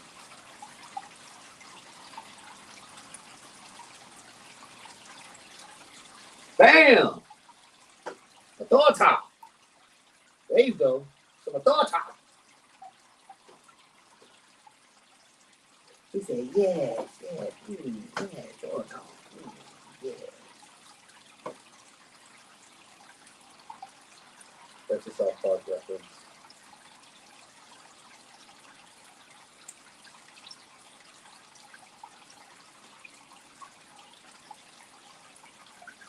Anybody want to come up?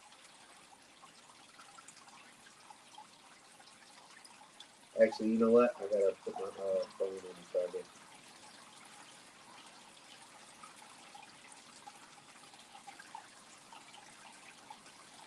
So yeah, I have to put the link on because I don't have this.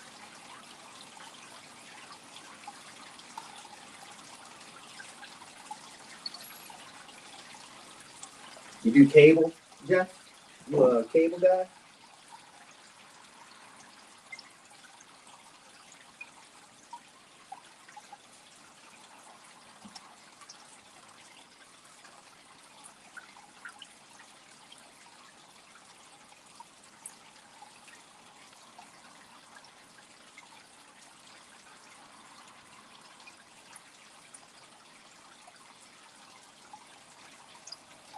Oh, HVAC, okay. Man, I went to school for HVAC and I just shit the bed on that. I mean, I had the knowledge, but I just never did anything with it. It really wasn't feeling climbing up into those crawl spaces. It wasn't for me. This was after I got out the military. I was like, man, I'm okay. I've done my shitty jobs already. Because that's all they want you to do is do duct work when you fucking just and you don't have no experience. I'm like, man, get the fuck out of here. The motherfucking your attic monkey and shit. Nope. And crawling underneath. Nope.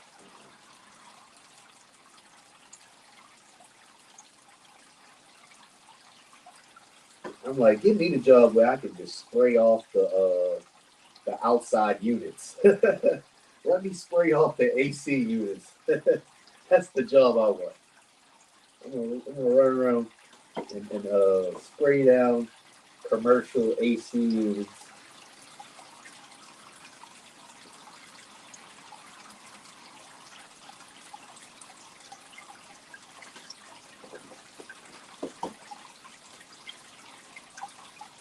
But whenever I got any refrigeration problems here, I got it.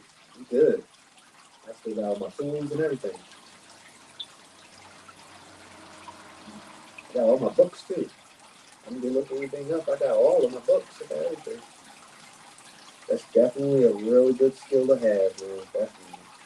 That and plumbing and electricity, that is all of that. Construction, building, all of yeah, all of that. Makes America, makes the world go round.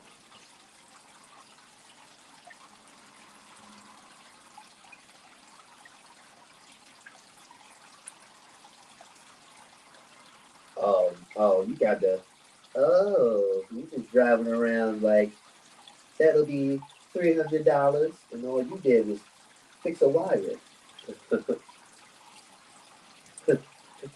read the meter, check the fluids, put a new, put a new compactor or compressor in there.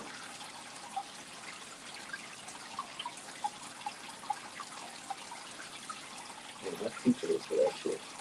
He's funny as I don't know what.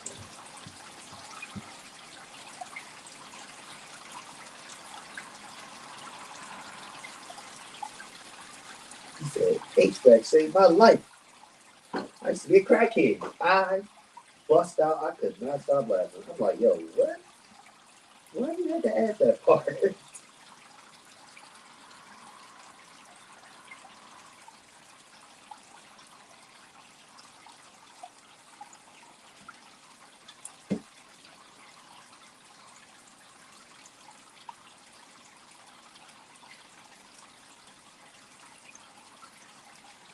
All right.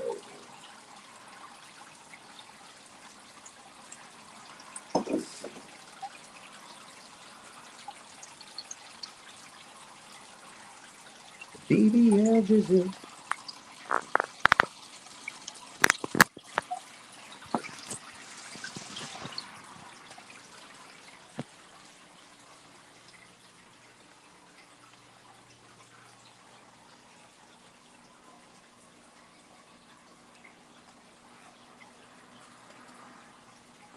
This is the new batch of the angels right here.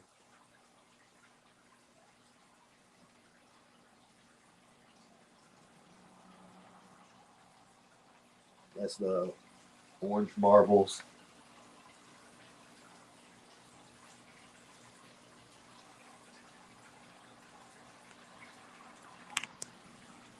Then I got the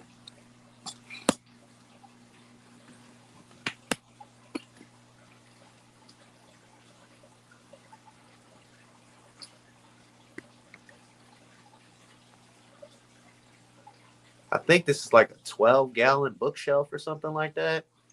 Rimless.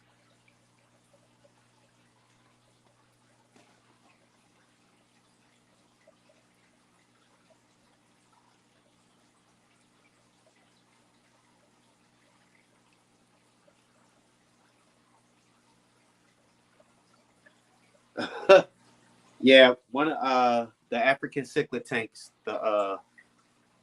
the water's lower, so it's making noise. But I'm about to do a water change on it anyway. The fan, when my girl keeps the fan on all night, it makes the water go down so much faster. And I do water changes on those tanks every other day,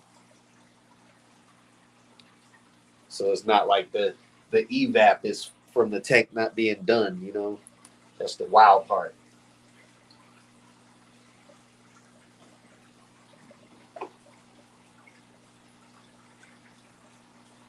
Wish I knew how to put like some soft background music in on here.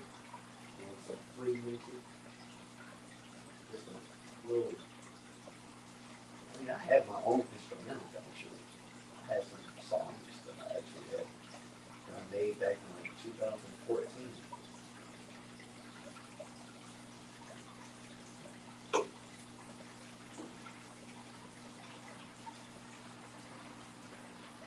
Yeah, check out the pothos on it. Water lettuce. I'm gonna have the pothos go all the way around, and then when this gets longer, I'm just gonna have it go all the way around. I just wanted it to look like a big bush going around the top of the aquarium. You can see all of the roots from the the floating plants and the pothos. Some thick, thick roots, thick stems coming out of that bad boy with some long, thin, white cloud mountain minnows.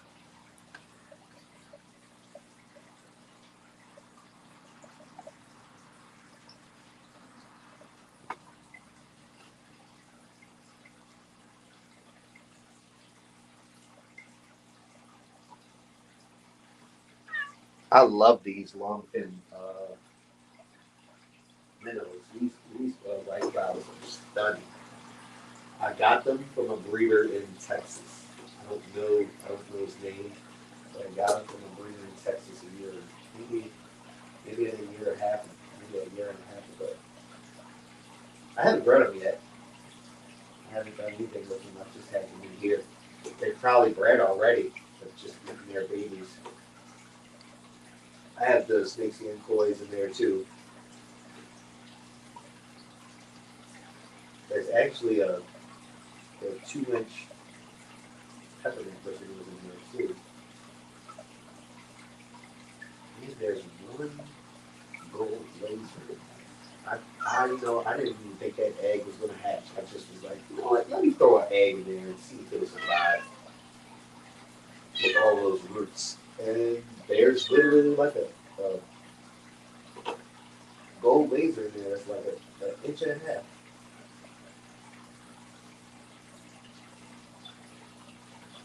Oh no, I haven't counted.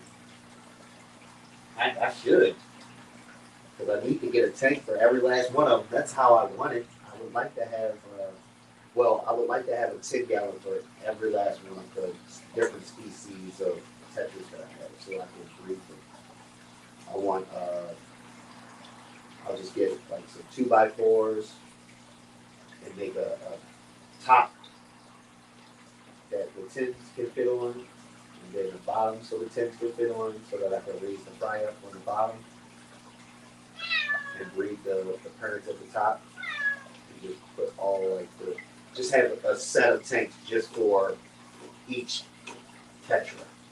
So the breeding tank right above a 10-gallon breeding tank right above it, right above empty 10-gallon with RO water mixed with some tap and some tannins for the eggs to hatch out. Those are white cloud, long fin white cloud mountain lions. So they're long fin. They're really pretty in person.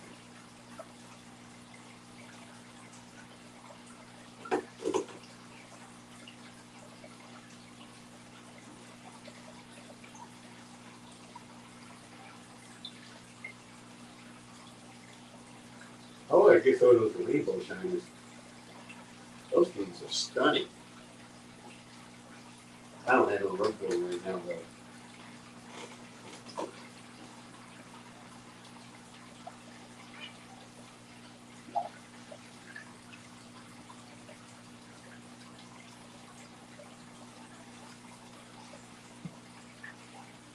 We'll feed these guys.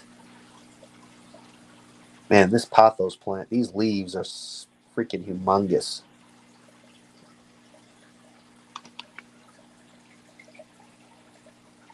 I got a pretty big hand, too.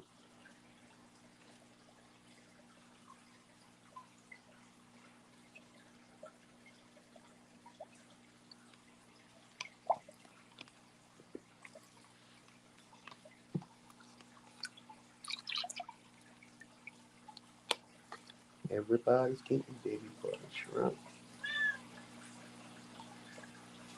Sasha Melman wants to go out for a walk.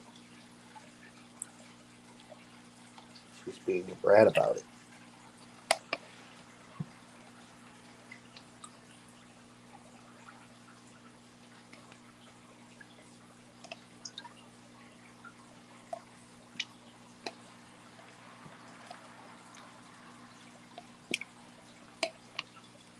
Baby brine shrimp.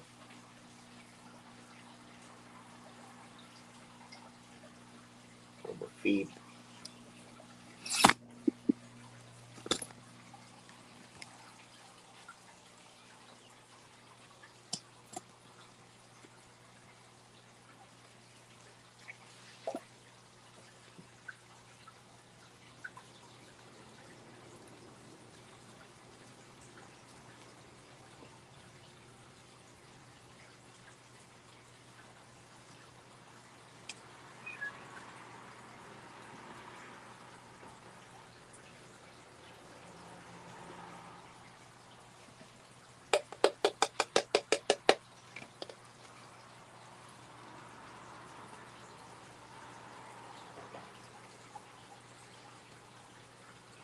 Look at the colors pop on those raccoon tetras when they get in touch with some of those live baby brine shrimp. Look at them go. They start popping up. They start just going crazy.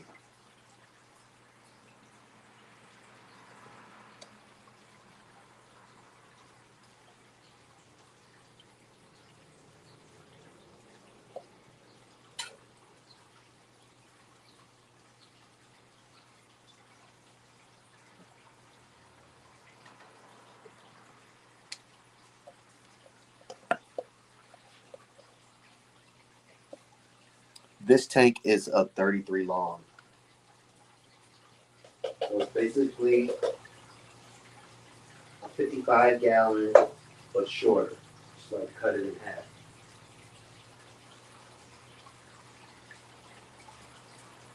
One of my favorite size tanks. I was really good.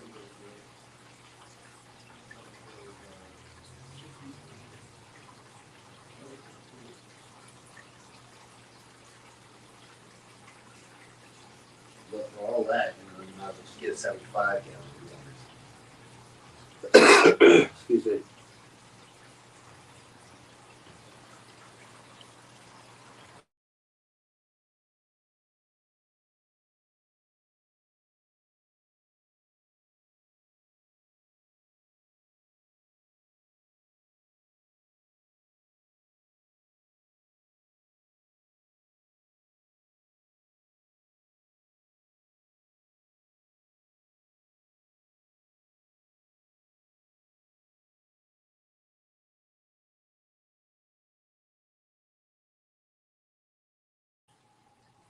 Anybody see anything cool they like? You want to know anything about? Like, see a fish that you want to know something about? Let me know. Every fish that I get, I always do research on before I buy it. So I know about it before I get it. And when I get it, I learn about it even more when I'm trying to breed it. But Shady, I did answer your question if you didn't hear me. This tank is a 33 long. So it's like a 55 gallon. If you cut the height of it in half.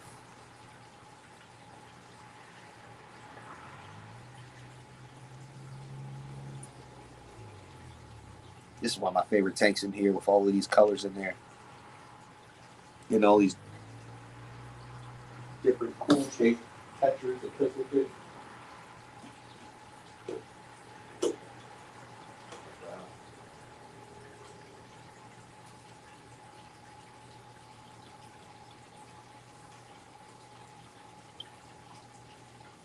Oh man, even the super blues, like you can see their blue is just popping even more when that live food is in there.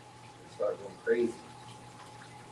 You can see the red on the chin of the raccoon texture.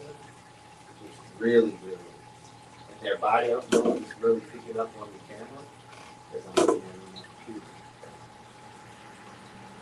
The body, I mean, it's like an iridescent green gold. Like it's really, really pretty fish.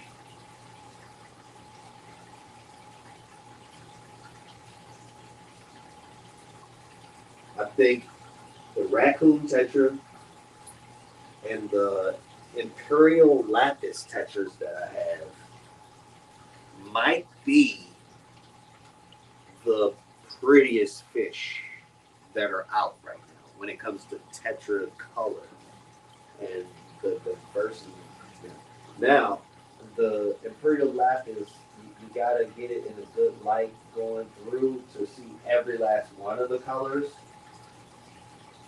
Actually, no, you don't. Nope. Because there's no real bright light coming through that 55 gallon outer one. There's all so much water ledge on top of that tank. You can still see every color in that Imperial Lapis Tetra when you look at it. And when they get hyped up, oh man, that is a pretty fish too. But I am really loving these blue lamp eye Congo Tetras. These guys are gorgeous. I had Interruptus in the room. I mean, like the regular common Congo Tetras in the room in my room. I had a breeding group of one male and 4 females.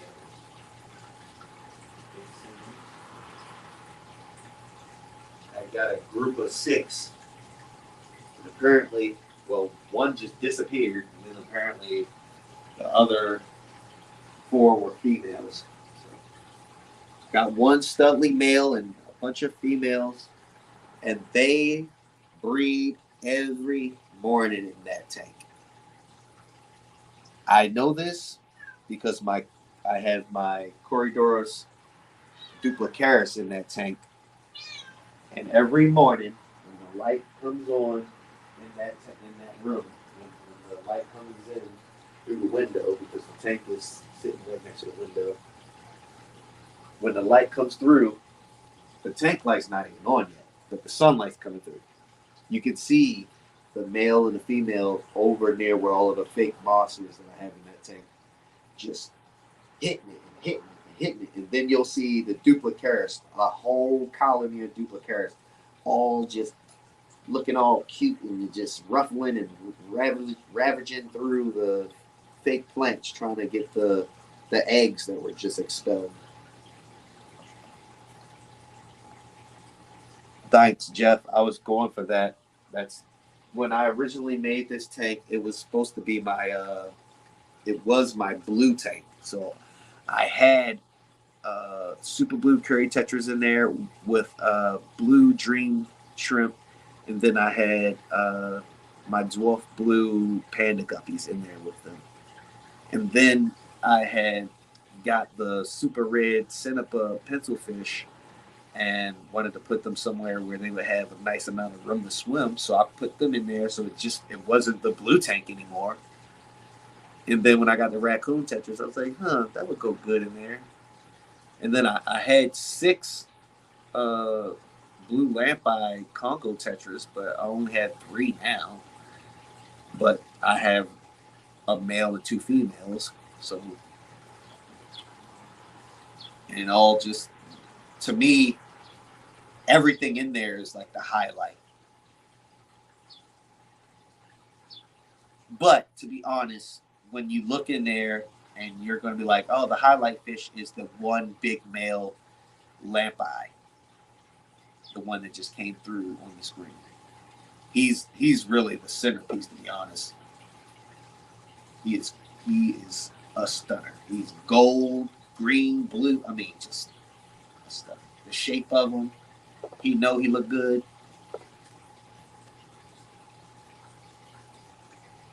Turn the light up a little bit.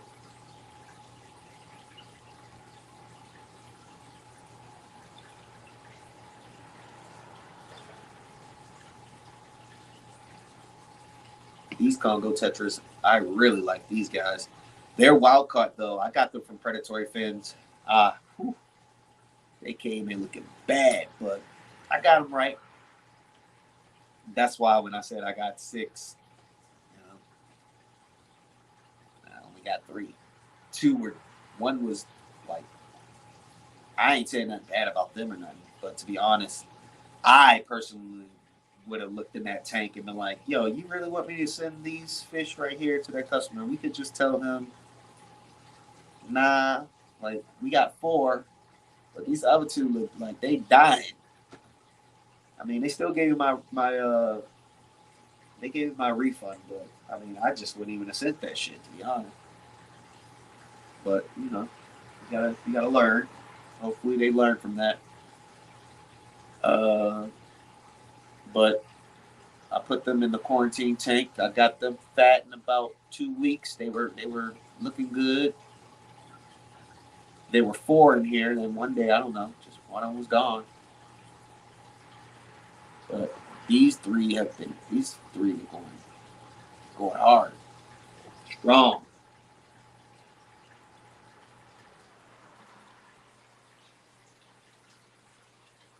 You never can tell with the wild caught fish.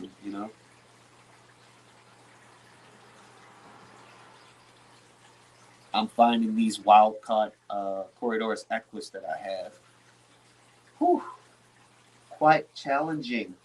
They're looking like they really want to spawn for me, like so bad. I mean, the girls looking like they're about to pop. They've been quarantined clean. They're good. All the ones that weren't going to make it didn't. All the ones that are here, which is only, I lost like 1 after quarantine. So I had like a group of 16 corridors active. I had some that were homebred by somebody, but when I got them, they looked bad. So that's when I learned about when people don't clean their. They have bare bottom tanks and they're raising up their corridors and they're not cleaning off the bottoms of those tanks good enough. The barbels and the fins get twisted and rubbed off and torn off. So as my equus started growing when they were smaller and I started looking at them a little more closely, I had the guy sold me some shitty looking equus. To be honest, I got him off of Aquatalk. He bred them himself, but I can't remember who I got them from. But I wish I would have got my damn money back for some of these bad boys because some of them had like broken arms. It looked like their dorsal, no, their fins were all twisted. The barbels were gone on a couple of them. So I'm glad when I got my when somebody had posted a large group of adults on my club forum, I hopped on them. But then I made the mistake of putting them in my main tank and I quarantined him because I thought the guy had had him for a while, and he just happens to be just somebody who be bluffing, acting like he has fish for a while, but he's actually just a fish flipper. I mean, he's cool dude, but I be thinking that he's been housing these fish for a while, and no, he got them on a deal. Now he's trying to sell them and get them off for more than he sold them for. So, you know, you gotta always quarantine fish, because yeah, that ran through my tank. Whatever they had, I had to quarantine the whole tank. But got that right. But these corridors equus looking like they about to roll some eggs on any day now. I've been feeding them black worms and baby brine shrimp and my own made up food and the pashy. I mean, I've been feeding them and I mean every day they looking like they're about to do something, but they just haven't dropped anything. I haven't even added any tap water since I've been doing my water changes for the past couple of months. I've only been doing like a 50% water change, and then I'll add the rest of the water with RO from my RO containers. Actually, no, I won't do 50%. So I've only been doing like 25% water changes on this 29 gallon. Every time I top it back off, I don't refill it with the tap water. I refill it with RO water, trying to get the TDS down so that these corridors actors will go for me. I'll try to turn up the heat a little bit more, maybe turning down the flow on the filter. Hopefully that does something. That would be cool. But I've been doing a lot of research on people who have had success with breeding these corridors equus, and I feel like I'm getting very close. So,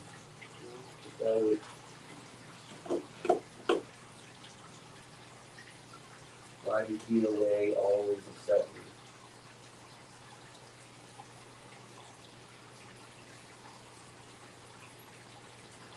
Yeah, so get a complete refund, but no, let's see.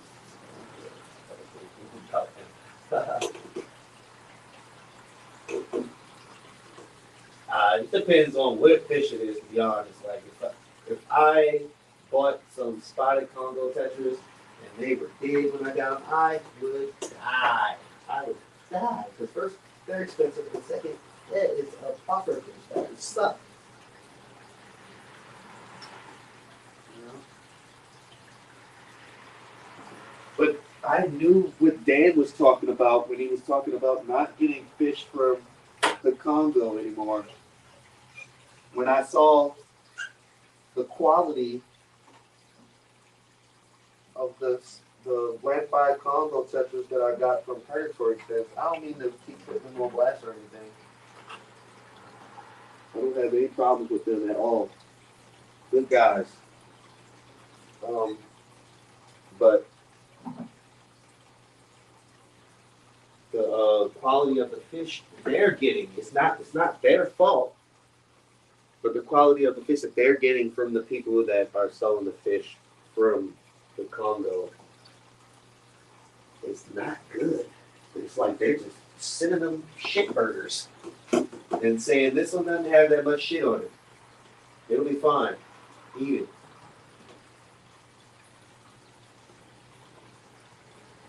You know, please put some sprinkles on my shit burger at least, please. Extra cheese. American.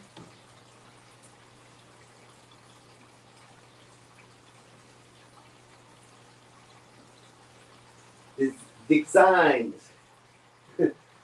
Every time I see it, I'm like, Dick Signs. What is it? Dick's Signs? Like, it's Dick's Signs. Do you own a sign store? If so, do you make t-shirts? Too? Are you a painter? Are you an artist? That is very cool. We would like to know. Or are you a computer animator? Graphic design artist? What you doing?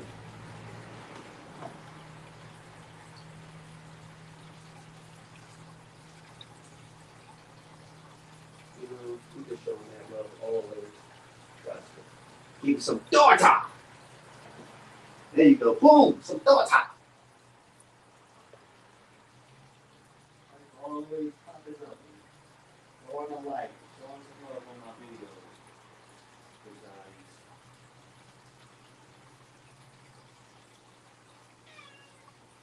Designs. Sasha said thank you too. Yeah. Thank you. Mwah.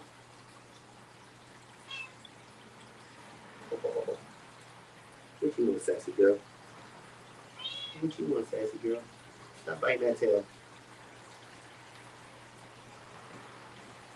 My cat bites the fur off of her tail when she doesn't get what she wants. That's her. But she, I, that's her freaking anxiety or her. I'm pissed off at you thing. Took her almost a whole year for her to grow her tail back.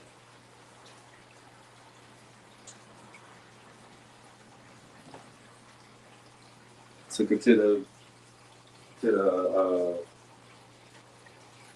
vet. Had to figure out what was going on last year. Didn't know if we took her outside. She got some kind of disease or something. We didn't know what was going on. He said, seems like she's just doing it on purpose when she don't get what she wants. You know? And it all happened when I started taking her outside. She really loved walking outside on a leash. And then it got cold and started snowing and stuff. So we weren't going outside anymore. She just really got depressed, I think. And she started fighting on her little tail.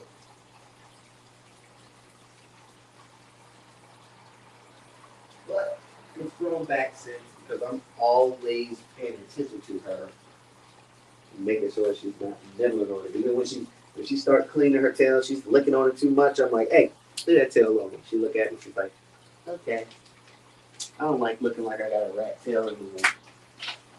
It looked like her tail was shaved off for almost a whole year. She was walking around with a naked tail.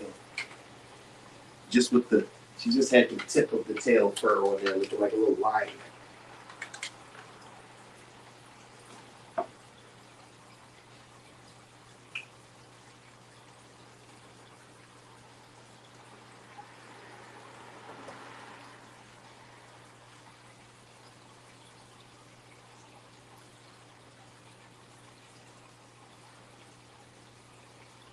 Am I spawning pencil fish yet? Not yet. I don't have any girls, bro. I don't have any females. I swear they're sending females that aren't of the species just to shut us up. Because I thought I had a female.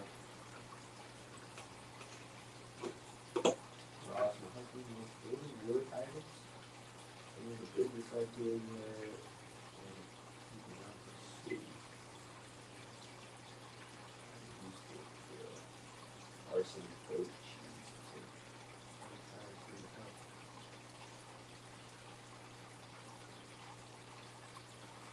Arson goat cheese.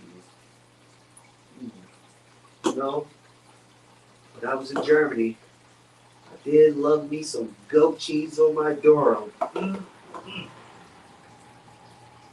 said Doro. I meant doner. Doner. Doner. On my doner. Goat cheese on my doner. Oh, with the spicy flakes. Oh my God. Woo. What the? Woo. Those are the days.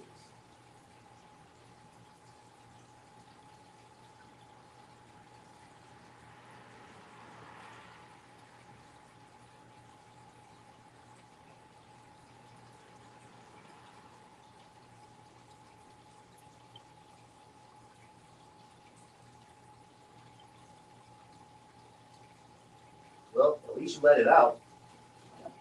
You know? At least you let it out in a little ball somewhere by yourself. And not out on the people. Like a lot of men do. I'm gonna feel some pain. You know what?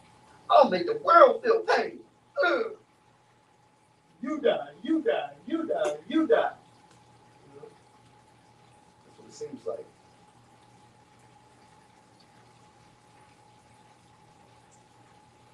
Bunch of bitches.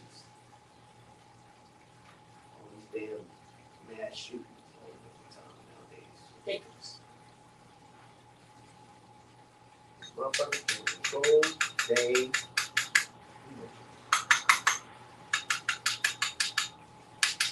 can't just go somewhere and fucking cry. Motherfuckers gonna be holding shit in. Just go somewhere, go in your room. Life sucks. Thinking about something, doing something crazy to yourself, doing something crazy to somebody else. Go in your room, turn the lights on, grab your pillow, scream in that pillow. Let it out. Don't let the demons win. Don't let them win.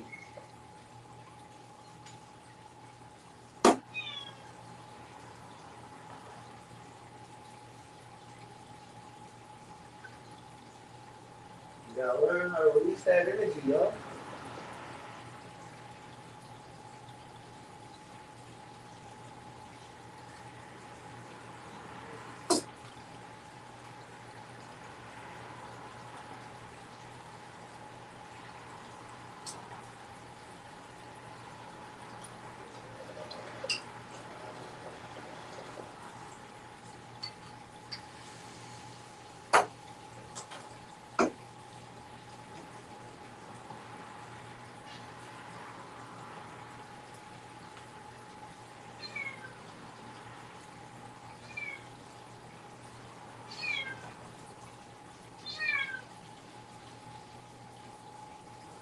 Excuse me.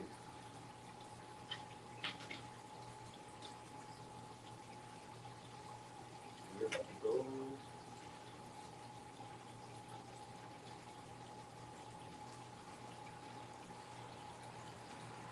for that's not your walk, y'all. So come with me.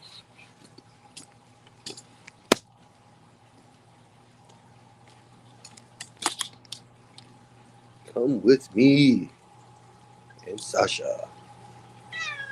Yeah. That's cool.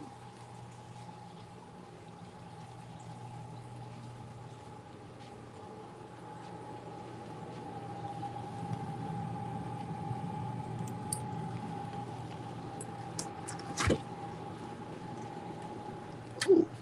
Well, look at here. A parcel for me. What could it be?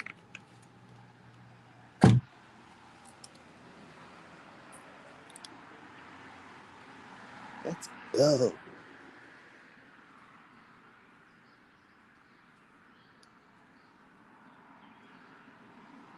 Oh, it started raining.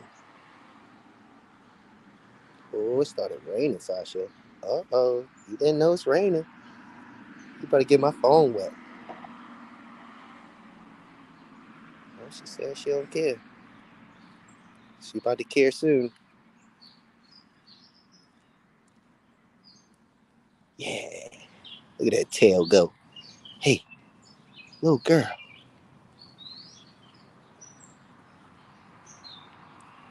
Oh, Sasha walk.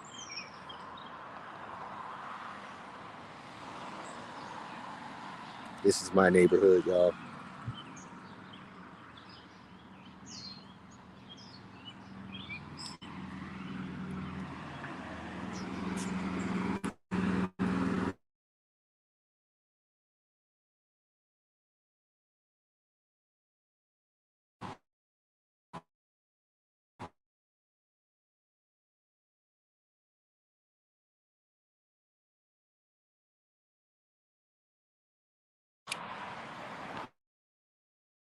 Right.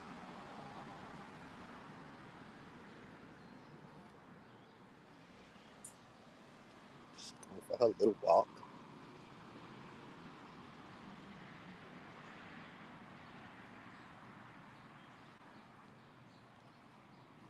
You want to your steps? She's funny. This is her favorite place outside. Her steps. She go to the top step. She gonna look.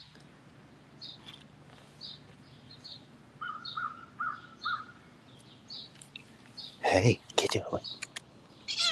Oh, she said no, not on camera. She said I'll not give you a kiss on camera.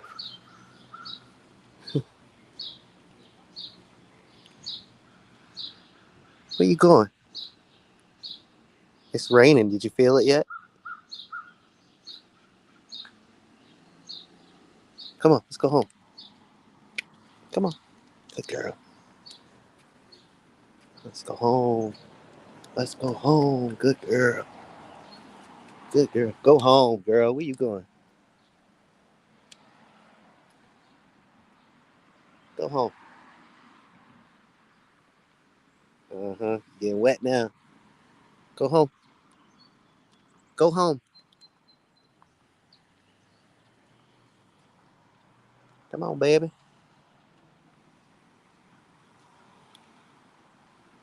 She's funny.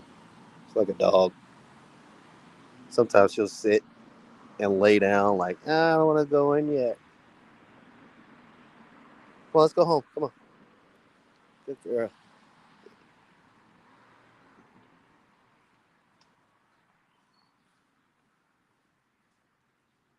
Good girl, Sasha.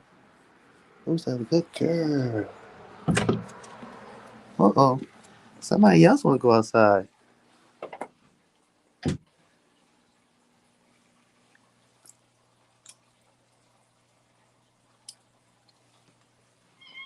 Well, I gotta let Bella out.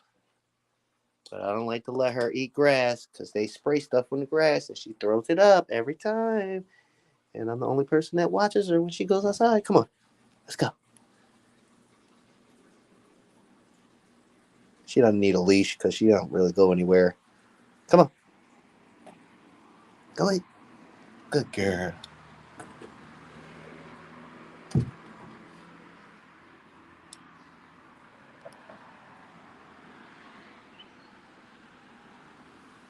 Come on. Yeah. Mm-hmm. Come over here.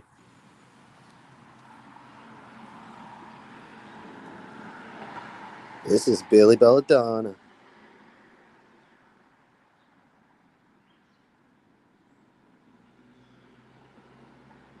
You're welcome.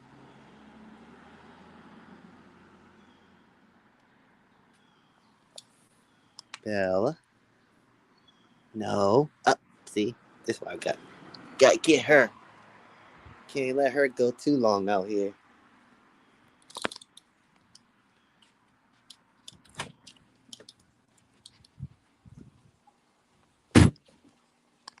Oop.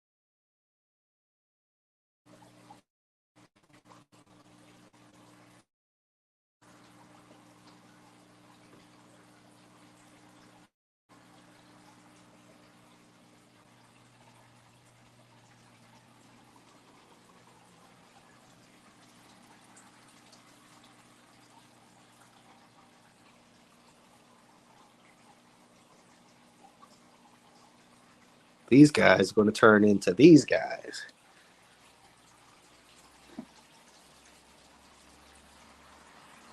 That will hopefully turn into these guys.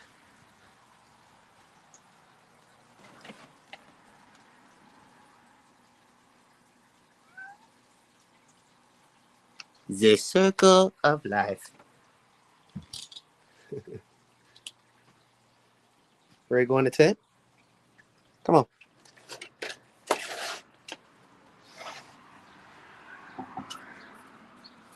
Come on, Belle.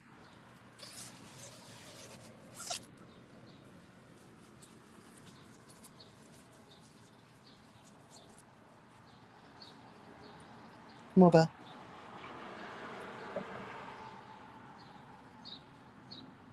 Want to go on the tent? Come on, Sasha. Come on.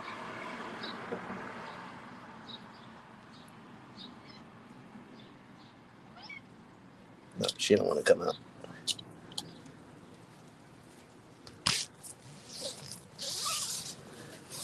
So I put bird seeds on the outside of that right there. And then I put seeds right there. Then we got a nice little small one up there. And they freaking love it in there. They can just be like that close to the bird seeds and watching the birds and the squirrels come by.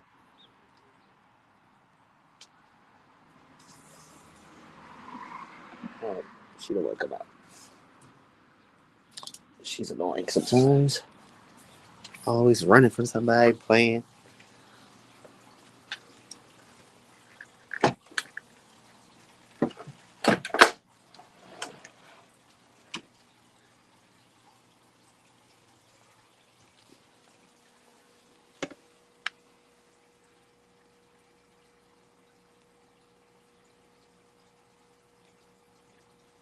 I had some fry of these guys just now, but they got out of the container that I had them in, and all of my Corys ate them.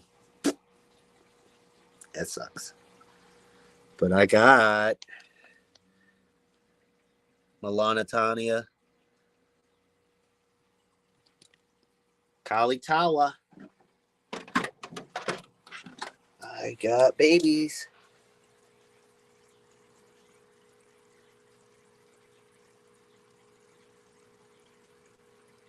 Can y'all see the fry? Oh, let me see.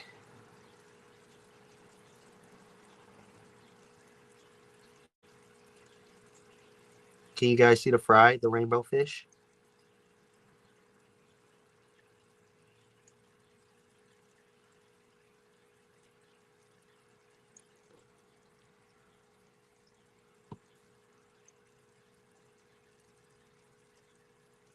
There it is, focused in better.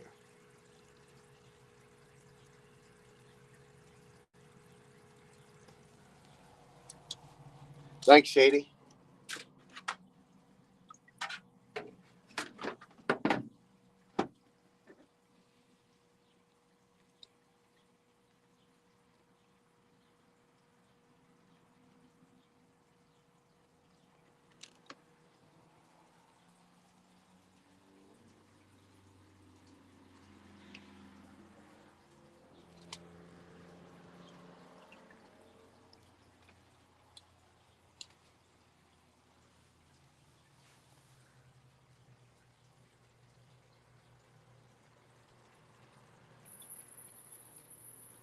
Man, they're doing a real good job of hiding in this tank.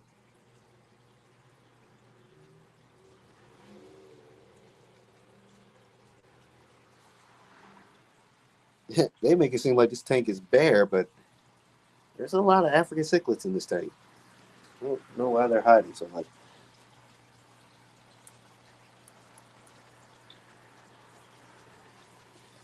Let's see. Oh, there's Kate. They just rearranged the whole tank in the last couple days. That's annoying. Look at all that. They pushed that all the way down here.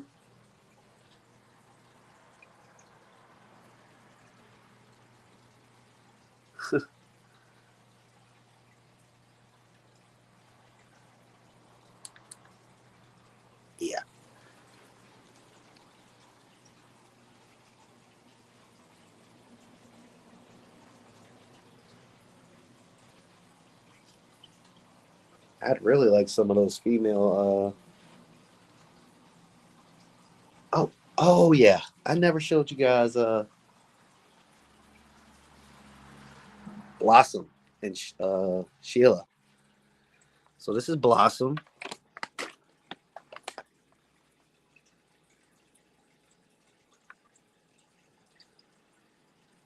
She's starting to. She just shed her. Well, she just molted a few days ago, and now she's eating a lot, which means she's probably about to throw some eggs soon. And then this is Sheila. She's in there, but if you can see the shadow, a round shadow, you can see a ball back there. She's got eggs all on her. Oh, they just moved. She's fanning her eggs right now. They're probably about a week away from hatching.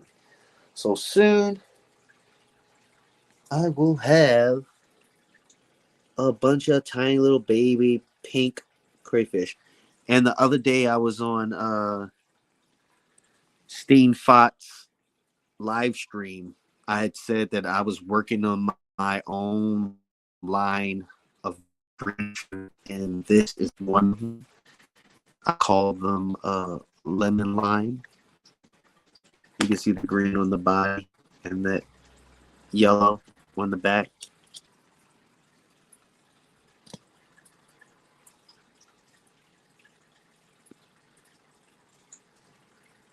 Now,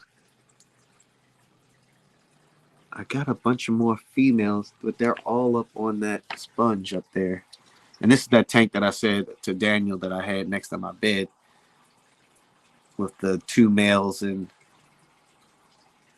3 females.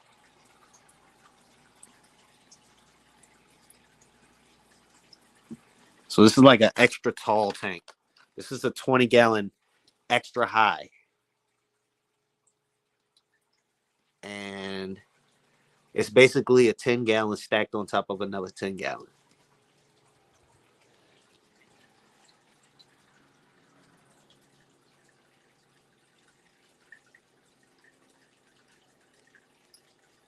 Some really nice colors on these rainbow tiger endlers that I'm just got in here. Selective breed. Trying to get some more. Oh, the duplicaris.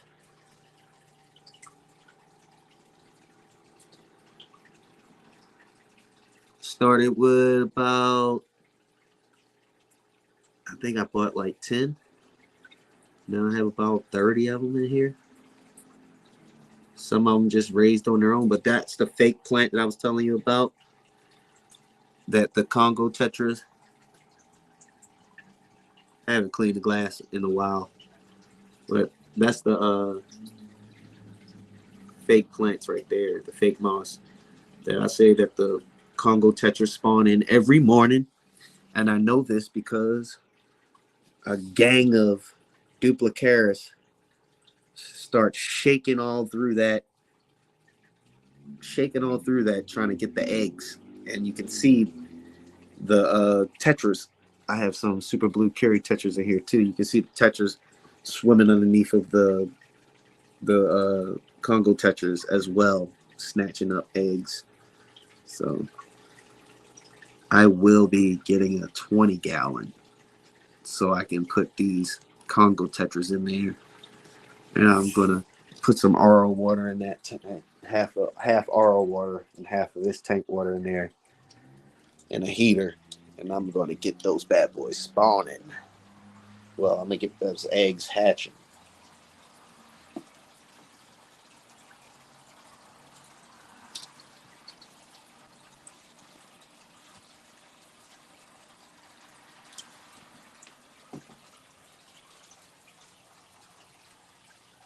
There's no blue light on the blue light is broke on the tank. So this is all this color of this fish. There's no light effect. There's no blue light.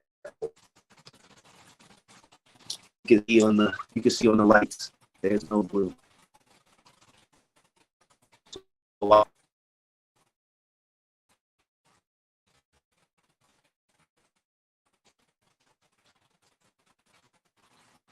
These are on the cares too.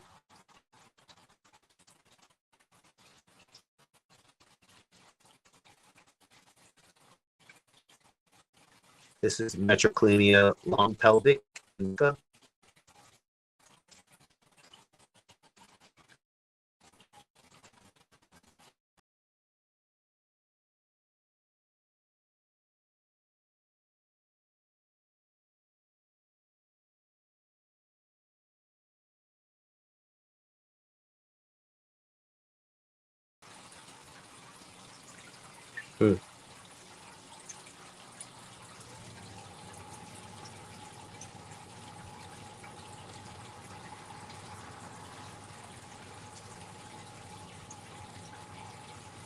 I just got kicked out of StreamYard somehow.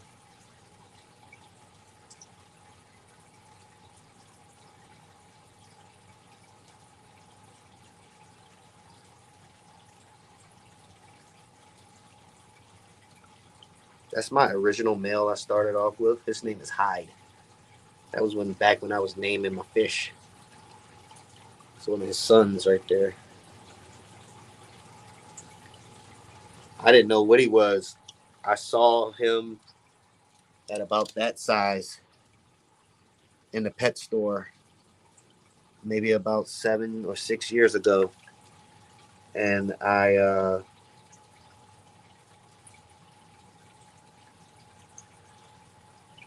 need to get some stem plants for. You should just get some hornwort.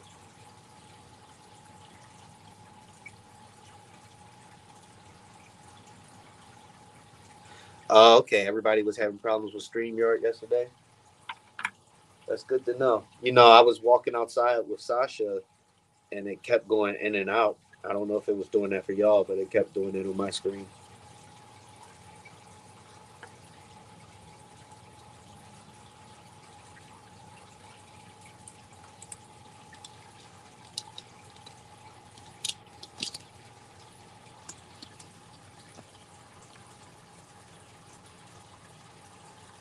Damn it. I'm still too tall for it. I'm trying to put y'all on for my boy right here.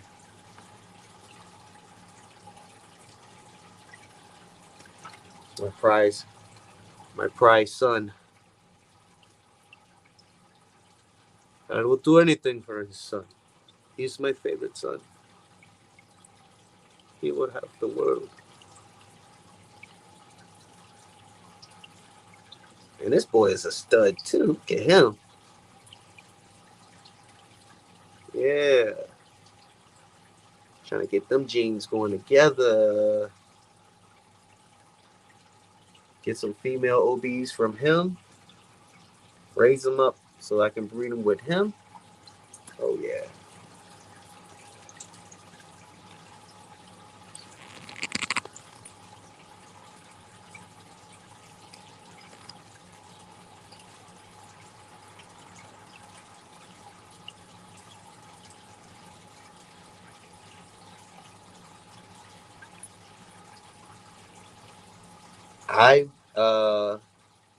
I actually like the I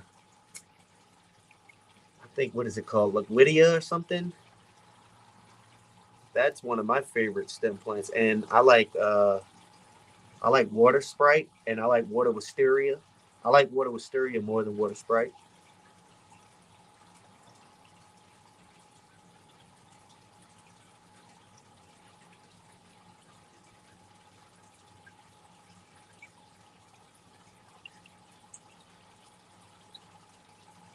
And this is his not so handsome brother, but he's still a handsome boy. Like, he's not as handsome, but he's a handsome boy still.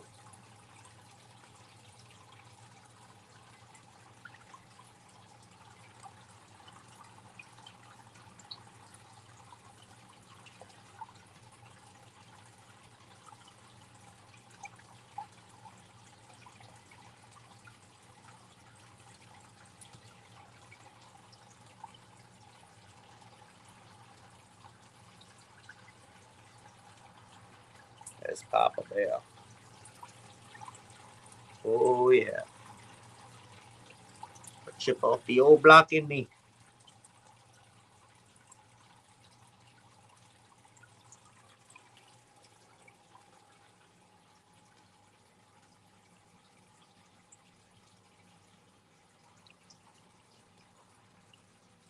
Man, that boy is pretty. Should have named. I'm gonna name him Prince. His name is Prince. We're gonna call this the Prince line. Oh, mama.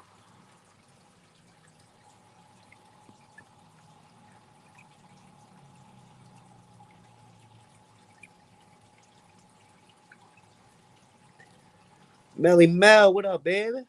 Thank you, bro.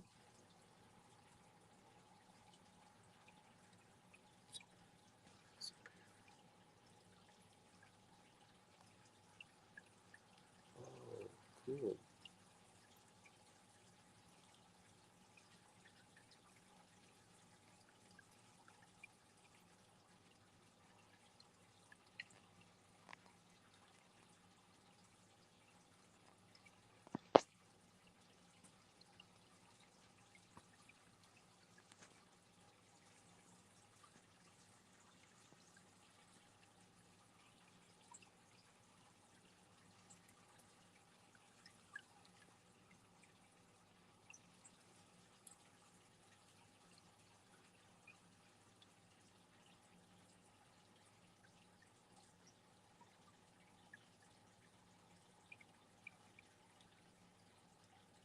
I just learned how to do that banner thing.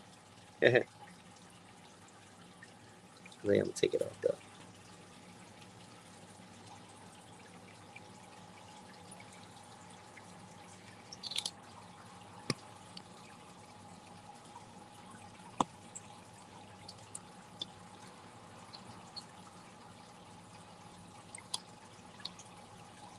Ooh, platinum blue lips. Look at that. Man, Studley stud, isn't he? Whoa. Oh, that's not gonna stay right there.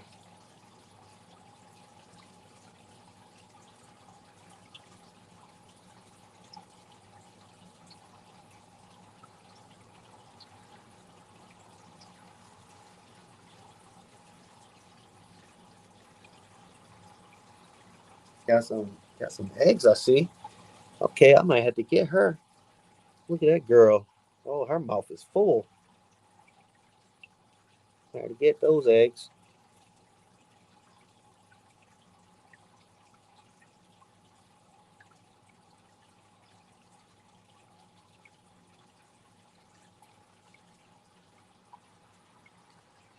Man, the possibilities are endless with this boy as my base color.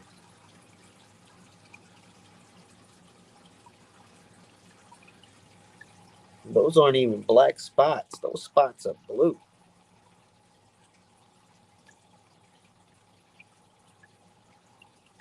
No, some of them are black splotches, but some of them are blue, chrome blue.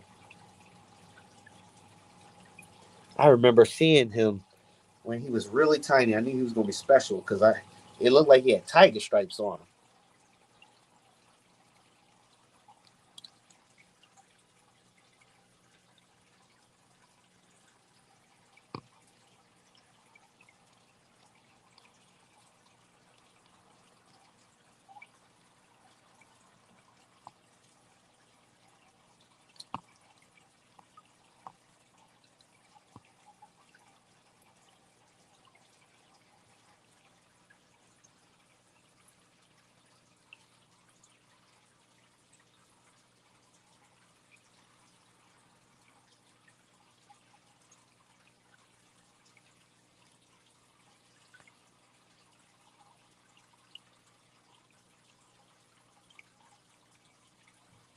You probably got to pay for that to do that. Oh, you got to pay for that to add the music.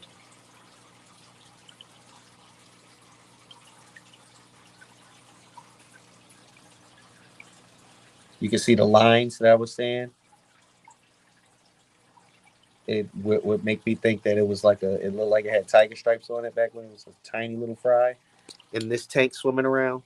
I just plucked him out of there. I said, you know what? He pretty. And I put him in here a couple months ago and let him grow. I just took a group of fish out with him. I took that one boy because he looked pretty too. Look at him.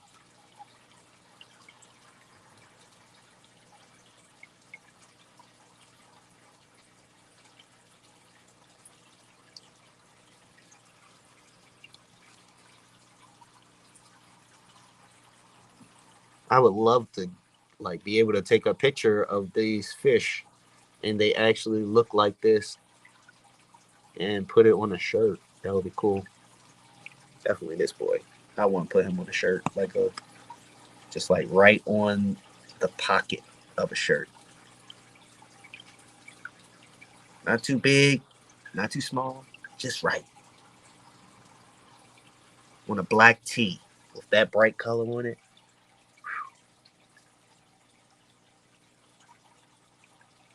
A pocket tee too. Pocket tee. I'm gonna be different.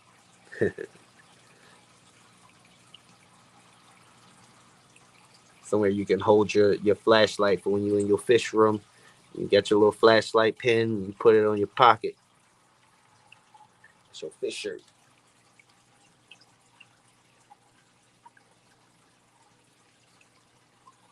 Something cool like that.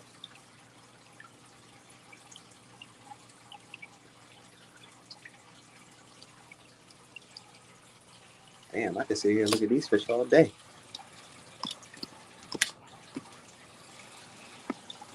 All right, take it a level up.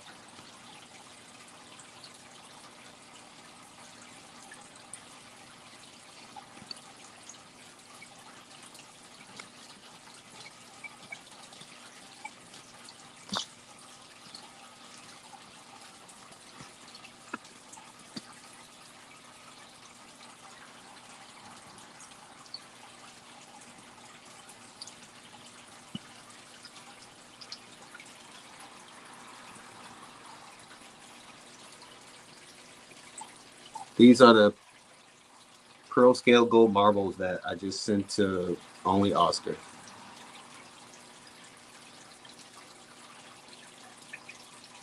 So now my line of pearl scale gold marble is on the West Coast.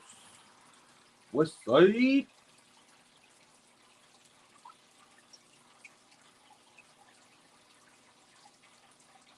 My line of pearl scale gold marbles is officially in California now, y'all. So hopefully she's gonna breed them for you. And you know you got them from here, and they are top notch. Because I've been breeding and working on these angelfish, no bullshit, for like 5 years.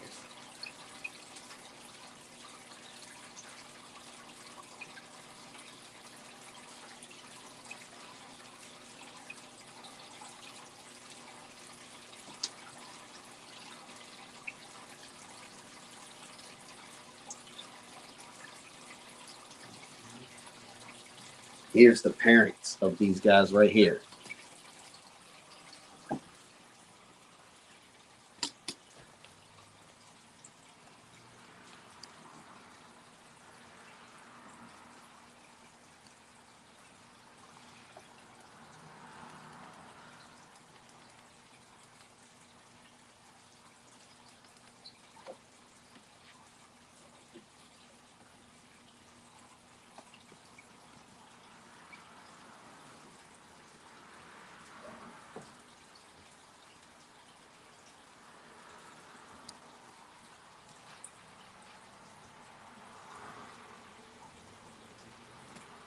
So this is where I breed my real Paraguay uh, ancestress, the red spots. This is where these guys breed at. This is a 29 gallon with a group of maybe 16 or 17 corridors equus, and a breeding pair of pearl scale gold marbles. This was the breeding pair that I had in the Skipper's aquarium auction that nobody bid on. That was starting only at a measly $100. But it's okay. I'll probably put them on Aquabid. I can sell them for like $250.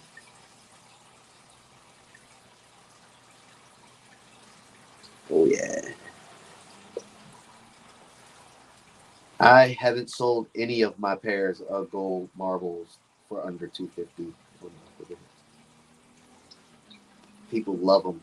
They're willing to buy them because they are stunning. I mean, stunning. And when they get them in the mail and they get them in person, they're like, whoa, it was worth it. And that is no cap. You can see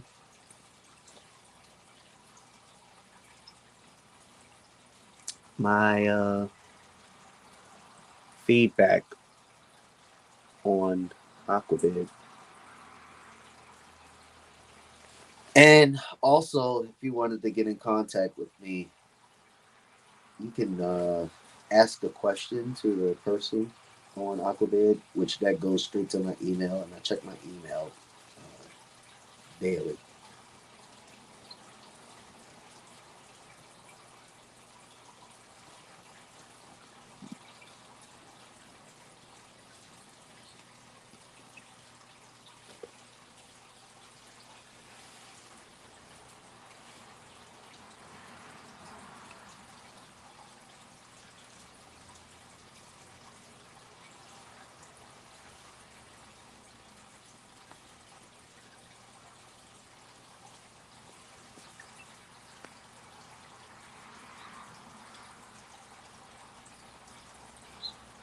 The redfish with the angels.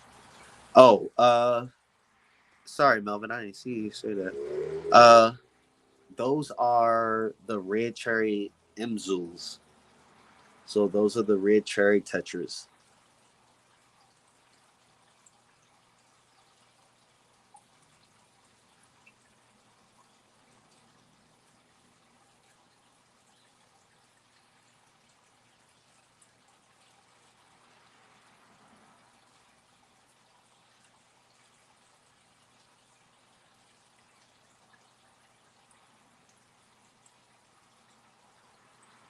I'm gonna have to check you out, KJE. I haven't. I think I've bought stuff from you though. I think I've bought fish food from you.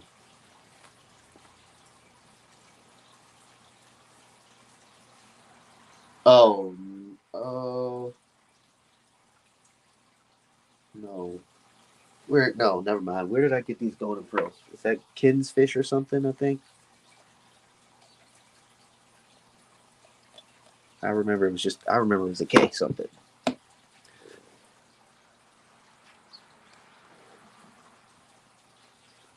Look how plump these girls are.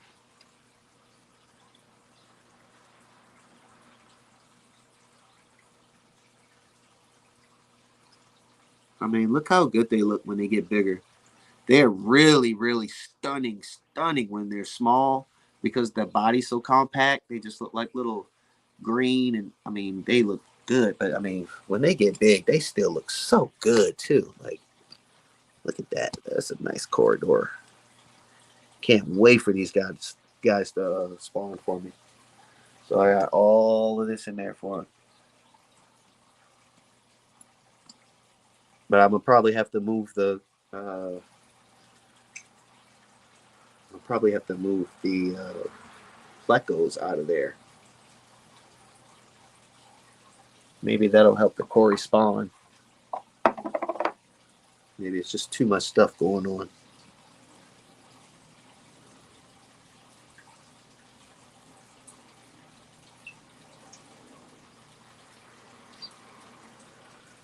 Yep, I got three. I got three of these pots in here with that crypt in there. This is actually this tank over here is my favorite tank with the crypt in there. This over here. This was my favorite.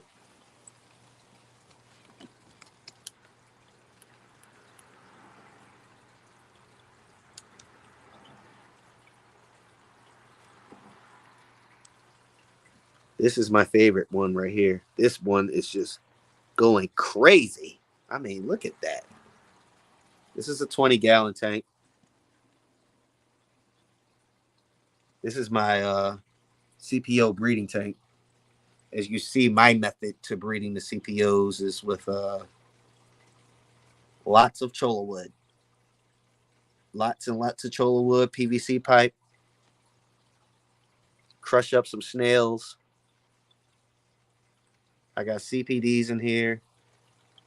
And some of my dwarf blue panda guppies that I've been working on for a while.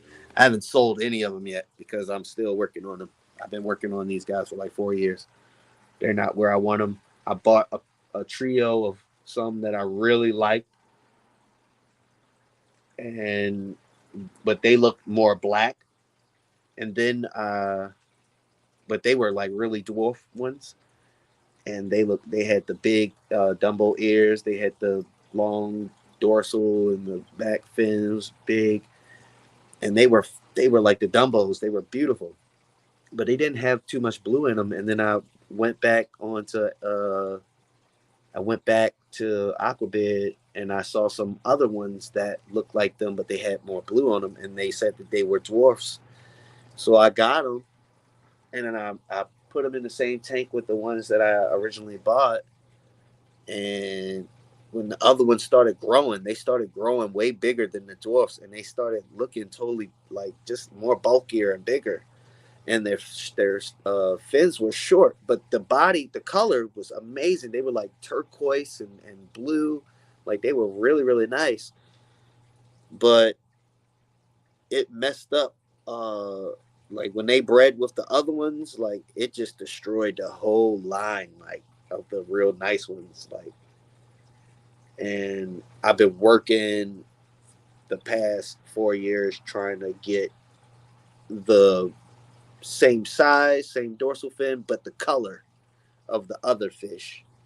And I'm starting to get it. You see that one right there? I'm starting to get it. I'm starting to get some blue. You can see some blue. But the dorsals, I mean that one's the best looking one right here. Because his swimmer fins are already black. Yeah. But I'm waiting to see what he's really gonna grow into. Because if he gets bigger than that, then that means this is not the batch yet, and I just gotta keep going, keep trying.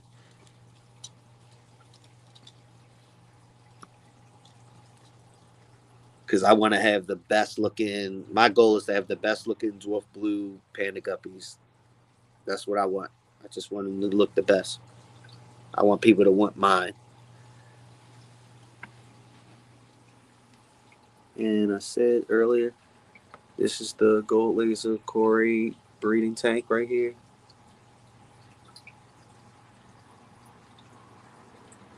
I started with a group of 6. It's more than 50 in here now. And those are just from the eggs that hatched in there. I've taken out already probably I've at least let me see. I've sold at least 500 of these Corys already. I could say that over the past 3 years, yeah.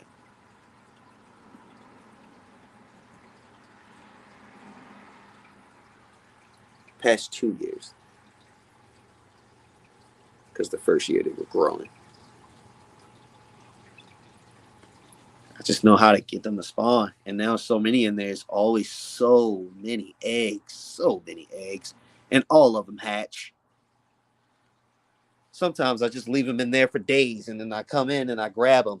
Like I was like, oh snap! That's how I got these right here. This is about 40. All the bigger ones are all those are all gold lasers, and all little tiny ones. Those are orange Venezuelans.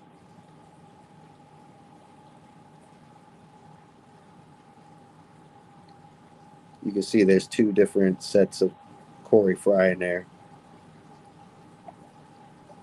The orange Venezuelans look more black. and way tinier. So their eggs are smaller. It's very weird, some of these Corys. Like even with the stir by eggs are they're normal size eggs, but the fry are small, really small, and they grow slow as I don't know what. These stir by grow slow. The gold lasers grow pretty decent. The duplicaris grow pretty decent. Uh, Orange Venezuelans, pandas, they all grow pretty fast. I guess they're all the same lineage.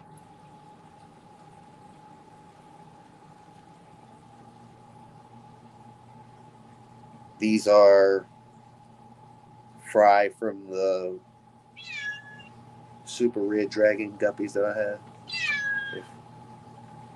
If you ain't seen them yet, I'll show you again.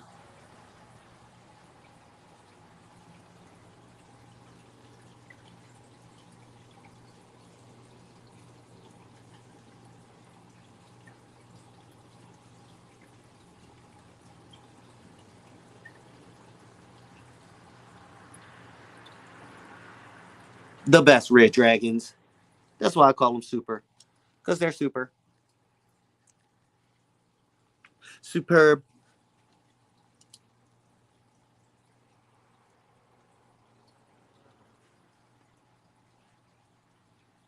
I've had these for some years now, too.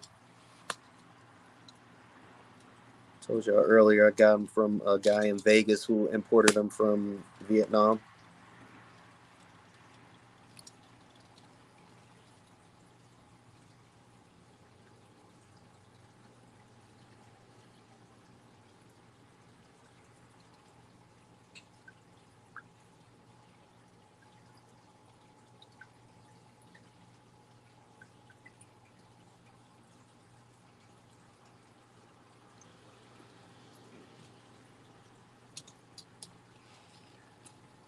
I don't think I put the red dragons on Aquabed yet. But you don't gotta go on Aquabed.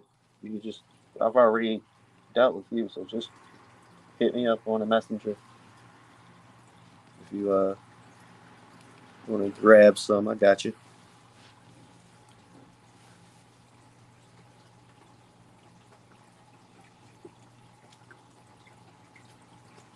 This is still my favorite one right here.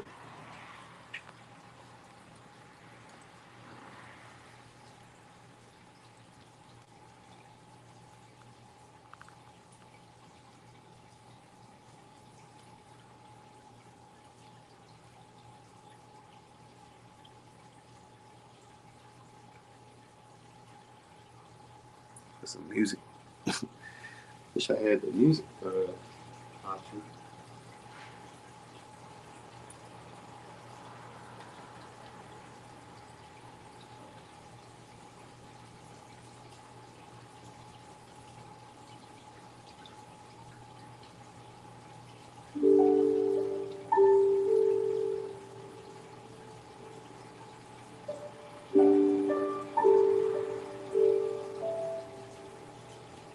So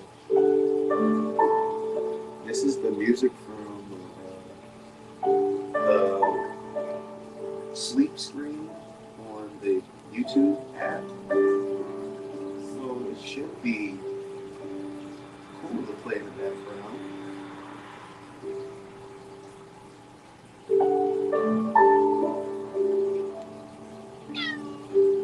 Where's my background? I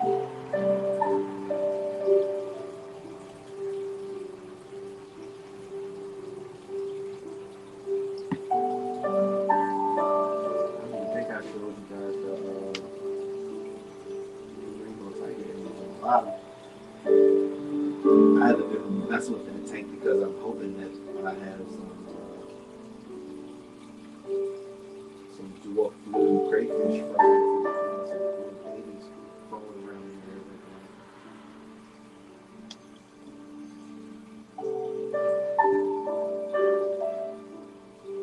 Let's see.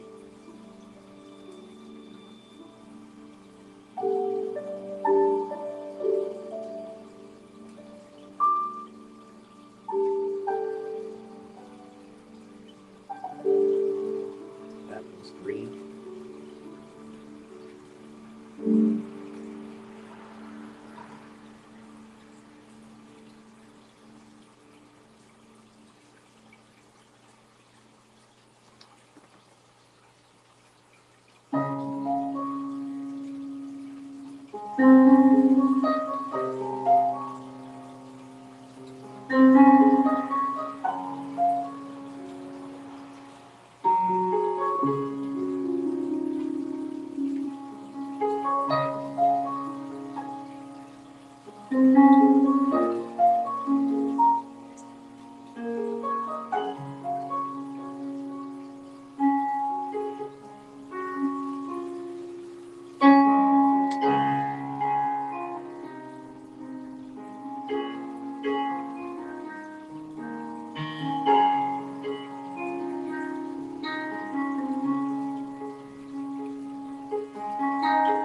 my hand in the sink right now. Pull some of this algae off of my plant.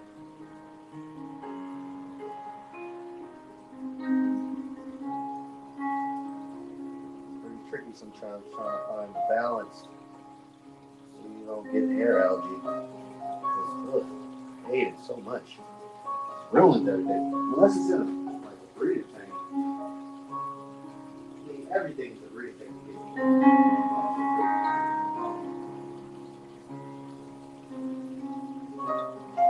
Really, I'm just trying to get more of this actual plant.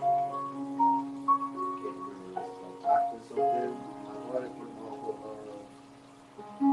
I bought it off of, I think I got it from Aquarium Co-op. I bought it off of Aquarium Co-op. I haven't been having any luck with this plant.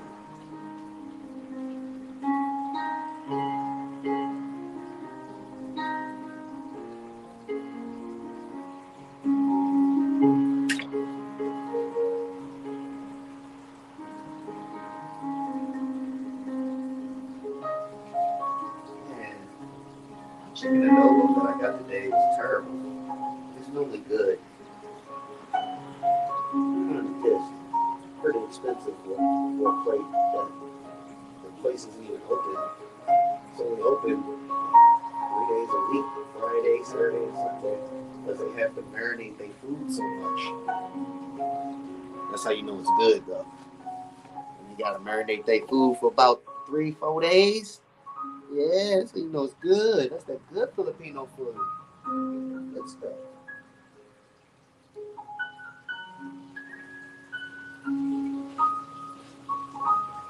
Jollibee's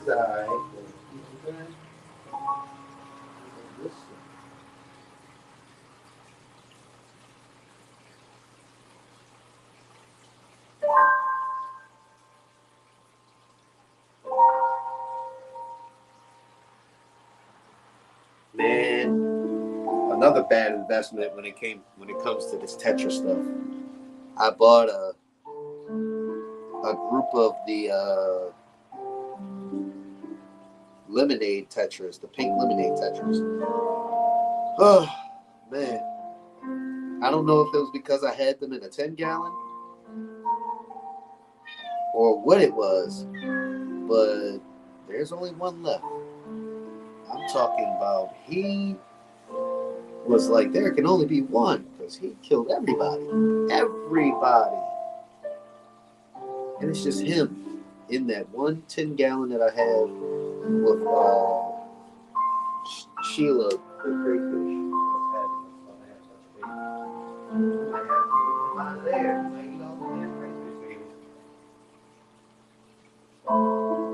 That being said, maybe I could have put them in the 20-gallon and it would have been different, or maybe not. Maybe I could have put them in the 33-gallon and maybe it would have been different. Maybe not. But I won't know anymore because I ain't buying no more $35 damn Tetras and then having them all kill each other, trying to figure out are they not going to kill each other. That ain't happening. I did that experiment with guys. I spend $30, $35 a piece or whatever on some pink lemonade Tetras. That's what you're probably going to have to deal with. One really dominant male that really wants to tend to himself. He's going to beat the shit out of everybody. Even if you got plans. I had plans. It was crazy. He was just hunting them down. One by one.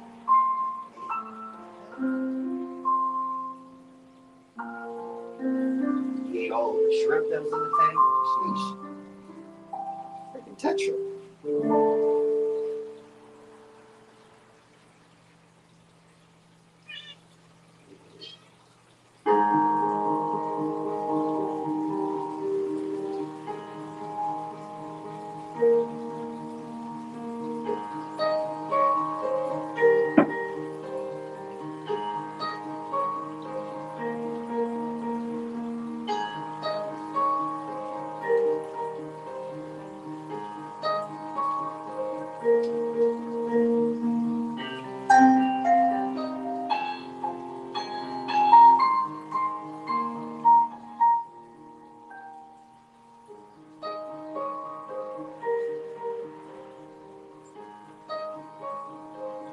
I do want to do soon,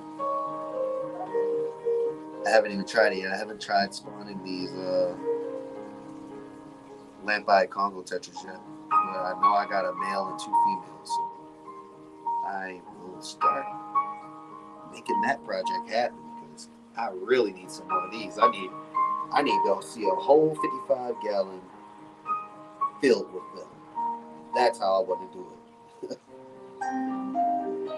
Then I'll save a group and then I'll start breeding. I'll save a group for display, and then I'll save a breeding group, and then I'll sell the rest. What are they, like $25 a piece? I'll probably sell them for like $15 a piece at about 1.5 inches. Yeah, about 1 inch. 15. That's not bad.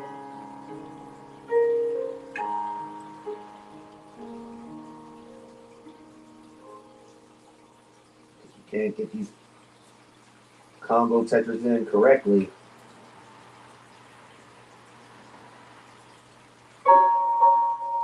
advanced fishing, getting them in.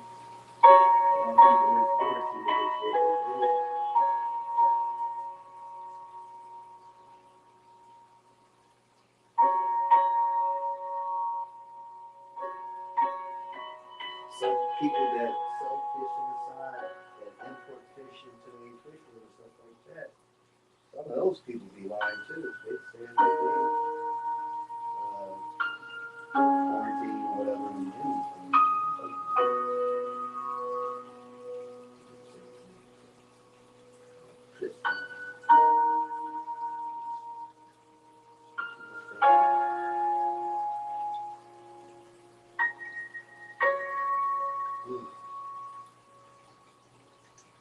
I ain't gonna get over this hepatitis thing until they spawn.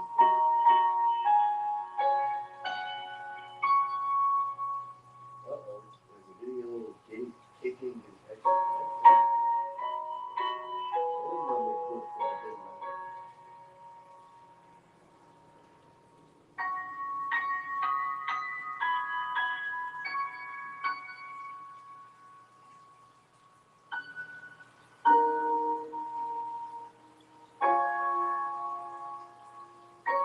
What you mean, Shady? What you mean, what's going on?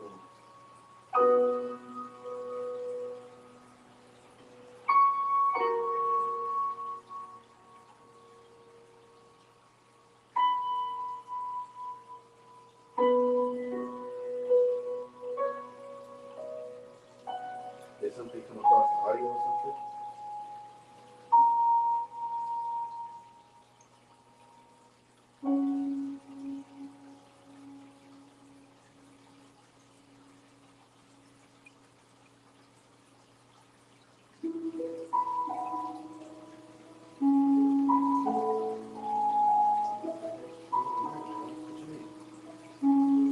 Can you not hear me?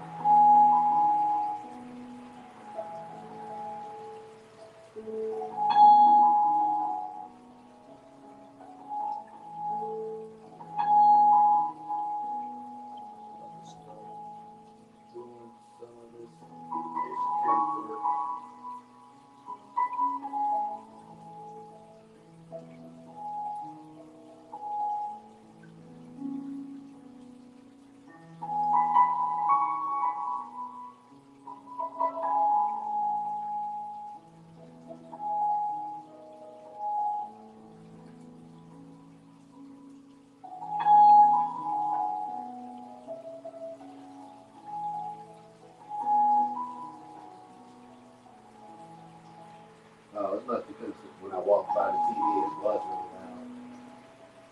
These headphones people hurt me.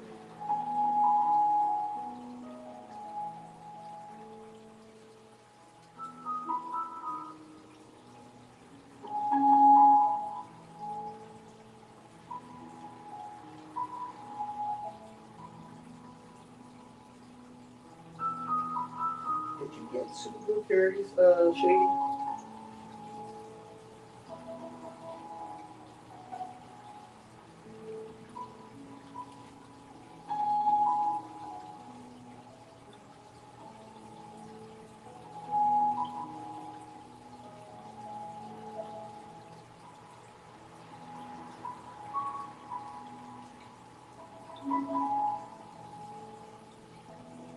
Can you still not hear me?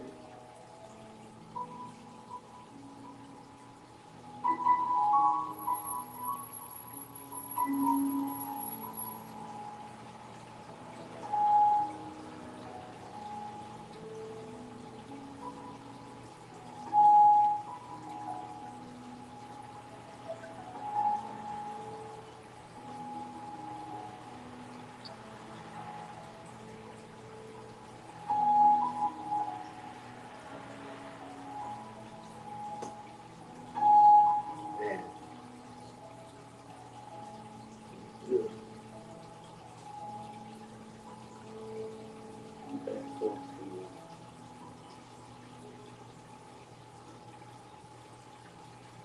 A lot of eggs, right?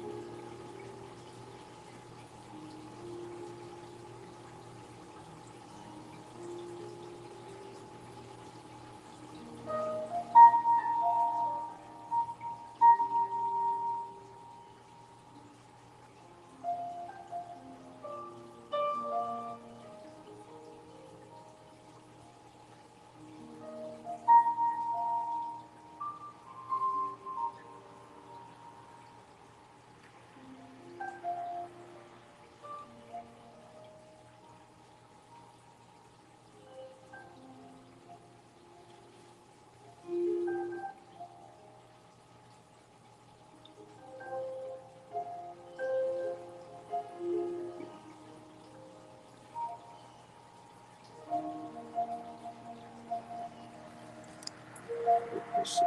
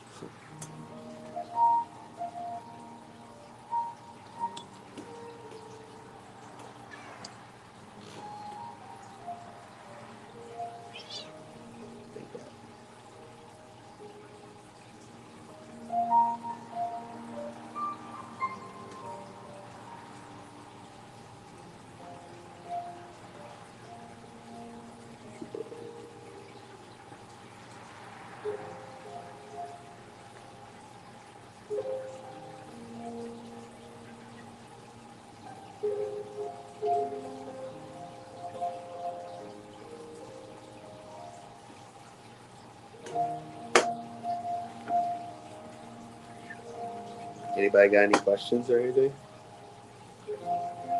Pop up off of here.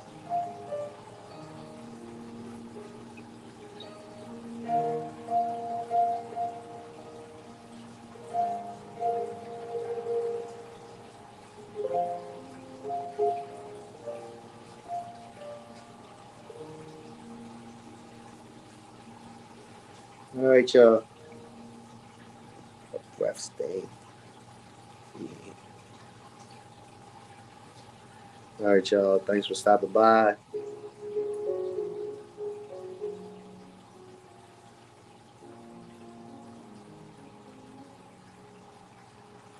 She's a tiny little kitten. Get her 5.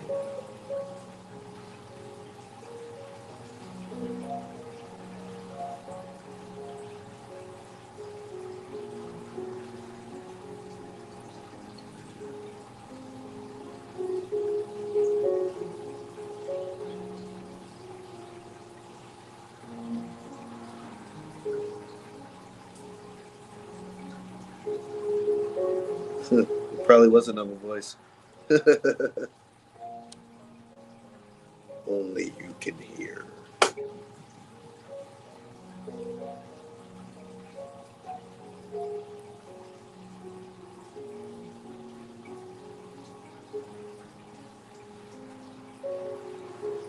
Sasha Paltalk.